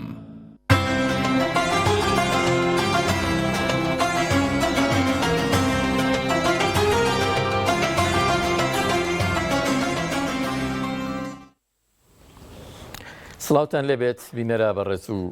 خۆشەویستەکان کاک شێخ هەم لە بەرنامەکەی ئەم ئێوارەیەمانە بەرەو کۆتاییەچین هەم لە مانگی پیرۆزی ڕەمەزانە بەداخەوەیان خۆزگە بمانتوانایە لە بارودۆخێکە بەردەوام ینی بماینێتەوە پێکەوە یان لە جەوێکی ڕەمەزانیە بەلایەنی کەمەوە حەمدولار مانگی هەر زۆر خۆش و بە تایبەتی ئێمە لەم بەرنامەیە هەسمان بە بەرەکەتێکی گەورە کردمەوە سەحابە سەر هەرچەندە کاتەکەی زۆر بوو بۆ ئێمە چەند 2 ساعت و نیو تقریبا ڕاستە خۆتۆ لە ناو بەرنامابی زەحمەتە بەڕاستی بۆ ئێمە بۆ ئەم برا بەڕێزانەمان کە هاوکارمانە لە کەناڵ ئاسمانی پەیام بۆ شێفەکان بەڵام بەڕاستی ئێمە هەسمان بە چێژێکی گەورەوە معنەویاتێکی گەورەوە دوعای ئازیزان و خۆشەویستان کە بۆ ئێمە یەکەن زۆر زۆرە بۆ ئێمە ئینشاءالله خەڵکی ڕەمەزانی شەروایە کە لە ڕەمەزانایە خۆ خواردن ناخوا خۆی دەگرێتەوە لە هەموو خواردن و خواردنەوەکان و حەزت دنیایەکانی با بڵێ بەڵام لەگەڵەوەش هەر پێی خۆشە لە بارودۆخی ڕەمەزانیا بمێنێت جوانە سەرجان ڕاستە بەڵێ چی هەیە پێمان بڵێ وەکو ئامۆژگاری بە تایبەتی کە ئێمە لەم مانگە پیرۆزەیە سەگیان ئافوداوای لەبوور نەکەم ئەگەر حەزەکەم شتێکی سەردەمی پێغەمبەر صلی الله علیه و سلم باس بکەم لە مەدینەیە گەنجێکی زۆر جوان و زۆر ژیر و زۆر بە خزمەت هەبوو پێغەمبەری صلی الله علیه و سلم زۆر خۆشەویست ئەم گەنجە ناوی عەبدولقودوس بوو عەبدولقودوس ئەهات خزمەتی پێغەمبەریەکە صلی الله علیه و سلم لەگەڵ یا بوو ئەگەڕا لەگەڵ یا زۆر پێغەمبەری خۆشەویست صلی الله علیه و سلم لە کاتێکە عەبدولقودوس خۆیشی و باوکیشی و بنەماڵەکان ئاگرپەرست بوون مەجوسی بوو خۆشی ئیمانی نێنابوو پێغەمبەر صلی الله علیه و سلم چەند وەخت عەبدولقودوس لە ماڵی پێغەمبەرەوە صلی الله علیه و سلم وەکو ئەنەسی کوڕی مالک چۆن لە ماڵێ بۆ ئاوا هاتو چۆی کردووە لەگەڵ یا بوو بۆ ئەملاچۆ بۆ ئەولاچۆ بەڵام یەکجار نەبووە پێغەمبەر صلی الله علیه و سلم بڵێ عەبدولقودوس ئەوە بۆ ئیمان ناهێنی ئەو بۆ ئیمان سێرەم ئەخلاقە چەند بەرزەمەوە لا ئیکراها فی الدین ئەخلاقی پێغەمبەر صلی الله علیه و سلم ئەخلاقی ئەم دینە عەظیمە کە لە پێغەمبەر صلی الله علیه و سلم بەرجەستە بووە ئەم قورئانە عەظیمە کە پێغەمبەری خوا صلی الله علیه و سلم وەکو کەسێکی قورئانێکی زیندوو ڕۆشتووە بەڵام ڕۆژێ لە ڕۆژان رسول الله نەیوتوە عەبدولقودوس مسلمان بە نەک هەتا لەبەر خۆیشی لەبەرەوەی نەوەک باوکی دڵی شتێ بکات چکە باوکی ئاگرپەرستە دڵی شتێ بکات بڵێ محەممەدم هەلەی قۆستۆ بۆی کەوا ئیستیغلالی کرد بۆی بیکەوە مسلمان لەگەڵ خۆیان نا هەر سەداقەتەکە و هەر محەبەتەکەی پێغەمبەر صلی الله علیه و سلم پێغەمبەر بۆ ئیکتیفای کرد بەڵام ڕۆژێکیان عەبدولقودوس نایە بۆ ماڵی پێغەمبەر صلی الله علیه و سلم پێغەمبەر صلی الله علیه و سلم هەواڵێ پرسێت هەڵێن وەڵاهی زۆر نەخۆشە عەبدولقودوس زۆر هیلاکە وەسی پێغەمبەری خوا صلی الله علیه و سلم یەکسەرە چێ بۆ سەردانی کات چێ بۆ سەردانی باوکی دانیشتووە کە سوکارەکەی دانیشتوون مەجوسین ئاگرپەرستن پێغەمبەر صلی الله علیه و سلم سەیری عەبدولقودوس دەکات عەبدولقودوس ئەتل سەیریەکە کە ئەزانێت لە سەرەمەرگایە وەزعی تەواو ناڕەحەتە مناڵێکی گەنج پێغەمبەر صلی الله علیه و سلم زۆری پێ ناخۆشە کە عەبدولقودوس ئابە وەزعەوە بچێتە قیامەت ئاوا سەیرێکی باوکی ئەکات و سەیرێکی عەبدولقودوس ئەکا هەڵێ عەبدولقودوس نازانم مسلمان نابیت شایەتمان ناهێنی عەبدولقودوسی شەرم لە باوکی ئەکات سەیری باوکی ئەکات تمەزە هەر لە زۆر حەزەکە ئیمان بێنە بۆیە پێغەمبەری خۆشەویست بەڵام نە پێغەمبەر سەم خۆڵکی کردووە لەبەر باوکی نەوا بڵێ ئەمە ئیکراهی دینی تایە و هەروەها نەڕوویشیە لای باوکی ئیمان بێنێت باوکە لە ڕۆڵی گیان ئەگەر تۆ خۆت ئیمانەهێنی من زۆرم پێخۆشە کە محەممەد هاتوۆتە ماڵمان و ئیمانی پێبێنێڵێ وەڵاهی باوکە من لە زۆر ئیمانم بە پێغەمبەری خوا صلی الله علیه و سلم بۆ کە ڕەسوولی خوایە لەبەرەوە من حەزەکەم ئیمان بێن و شایەتمان بێنم ئەڵێ دی شایەتمان بێنم ئەفەرمێ پێغەمبەر صلی الله عليه وسلم دانیشتبوو عەبدولقودوس شایەتمانی هێنا ئەشهد أن لا إله إلا الله وأشهد أن محمدا وأشهد أنك يا محمد رسول الله صلى الله عليه وسلم دوای مدتی هەر پێ سەلەم دانیشتبوو وفاتی کرد کە وفاتی کرد پێ سەلەم هەڵسا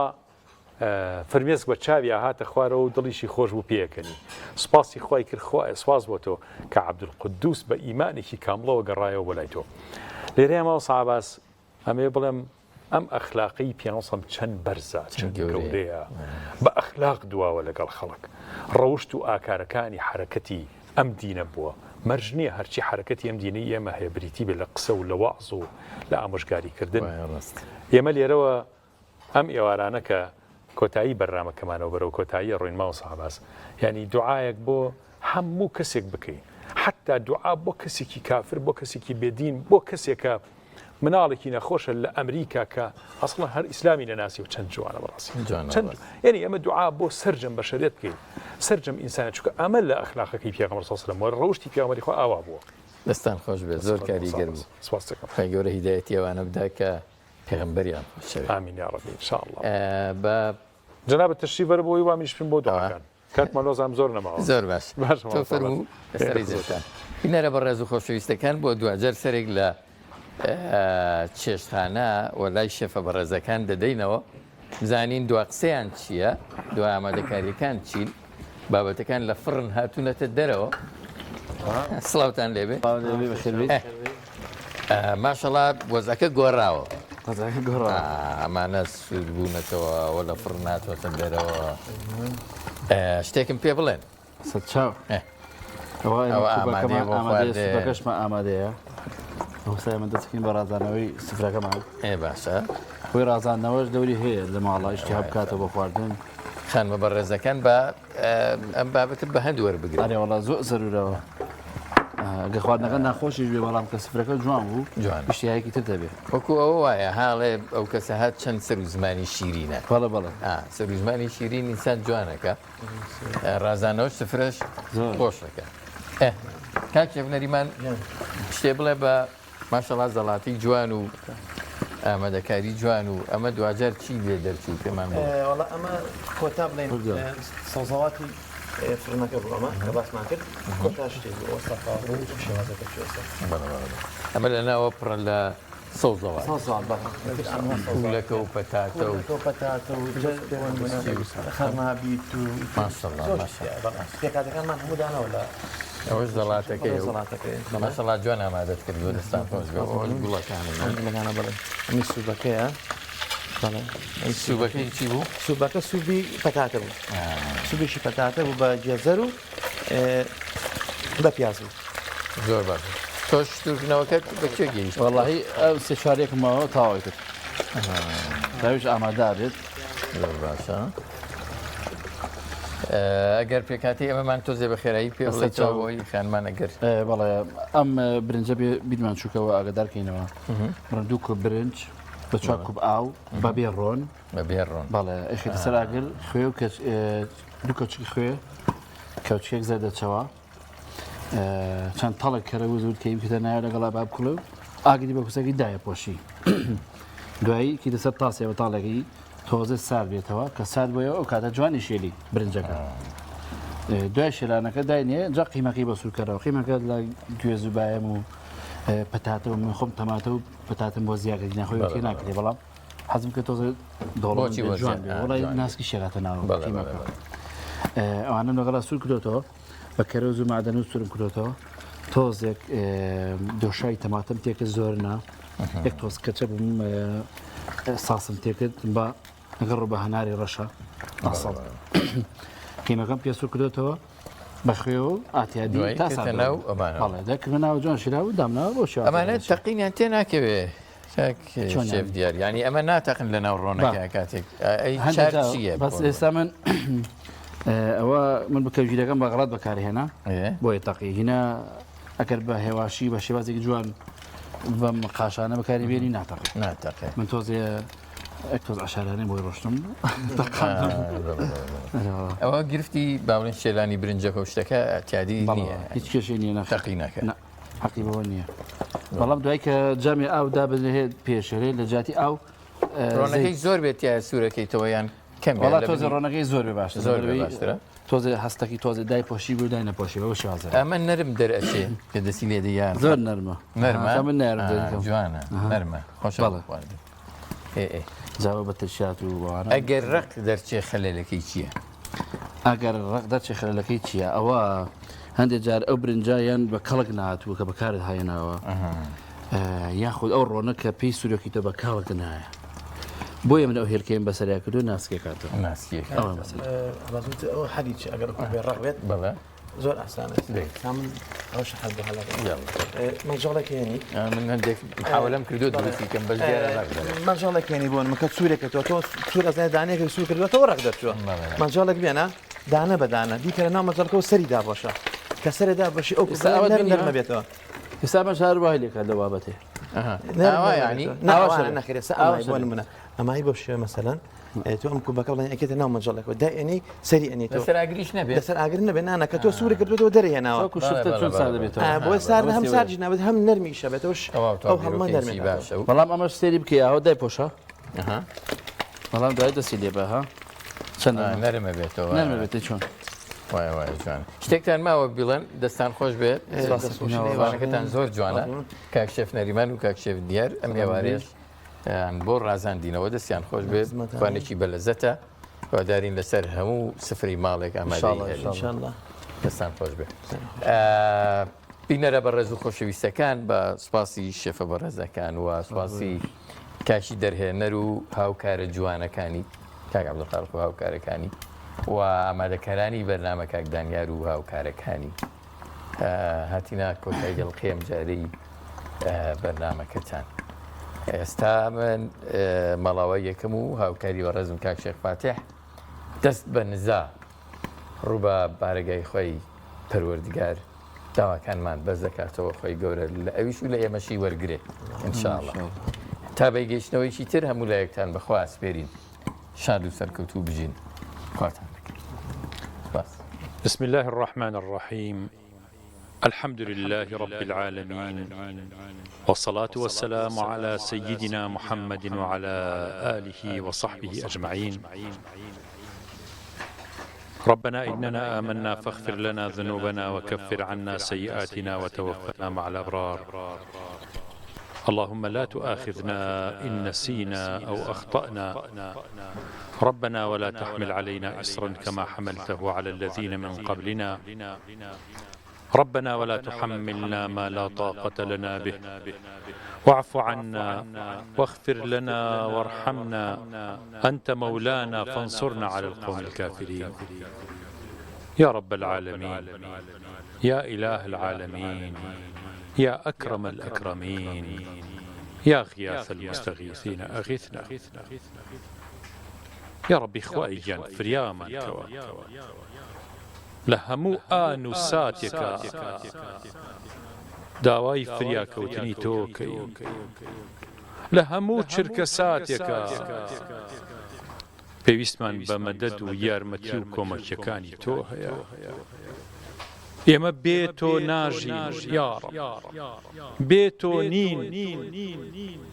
یا ڕەب العالەمین بەوەی کە وەرمان بگریت و قبوڵمان بکەی بێ خۆتمان مەکە یا ڕەب بێ خۆتمان مەکە ئیلاه العالەمین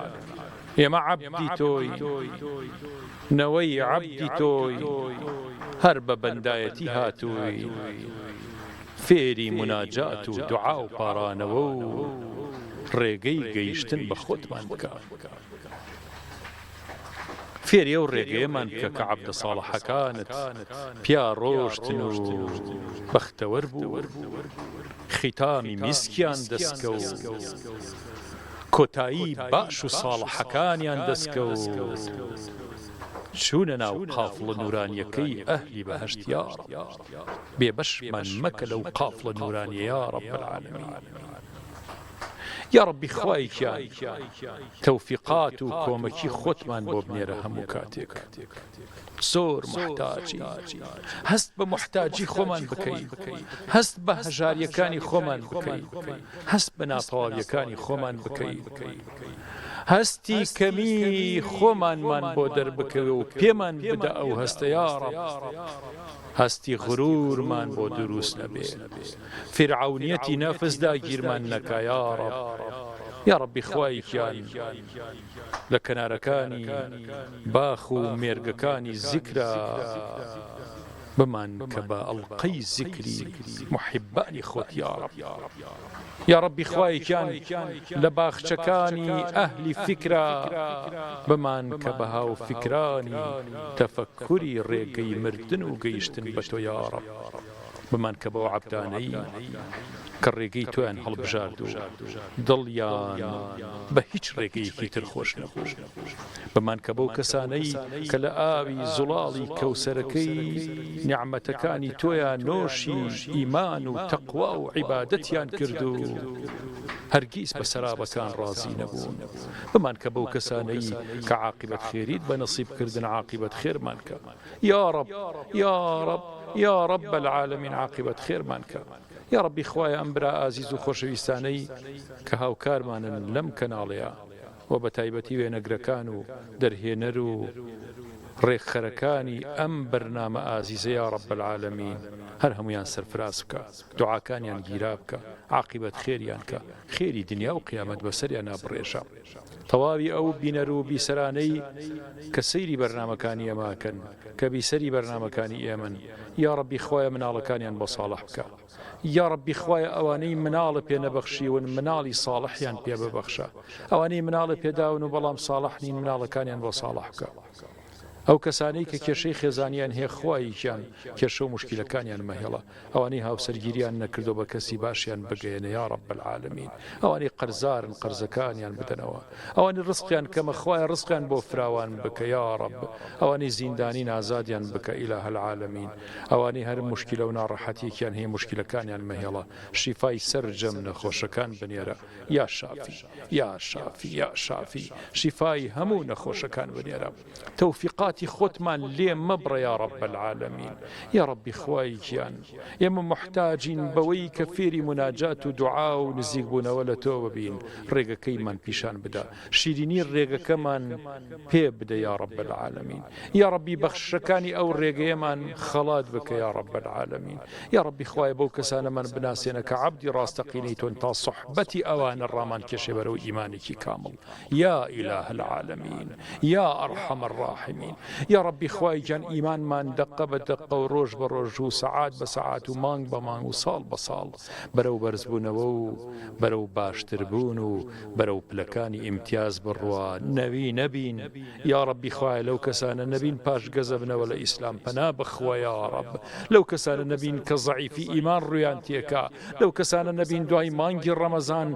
پەیامەکانی مانگی پیرۆزی ڕەمەزان فرامۆشەکەن یا رب العالمین تەوفیقاتی خۆت و هیدایەتی خۆتمان لەگەڵا بەردەوام بکە یا رب ئەمان بینیت گوێت لەوتەکانمانە دوعاکانمانە بیستی تۆ سەمیع و عەلیم و بەصیر یا رب یا رب یا رب یا رب دوعاکانمان گیرا بکە هەر کەسێ هەر ئیماندار و مسلمانە ئێستا هەر پارانەوە و دوعایەکی هەیە لێی وەربگرە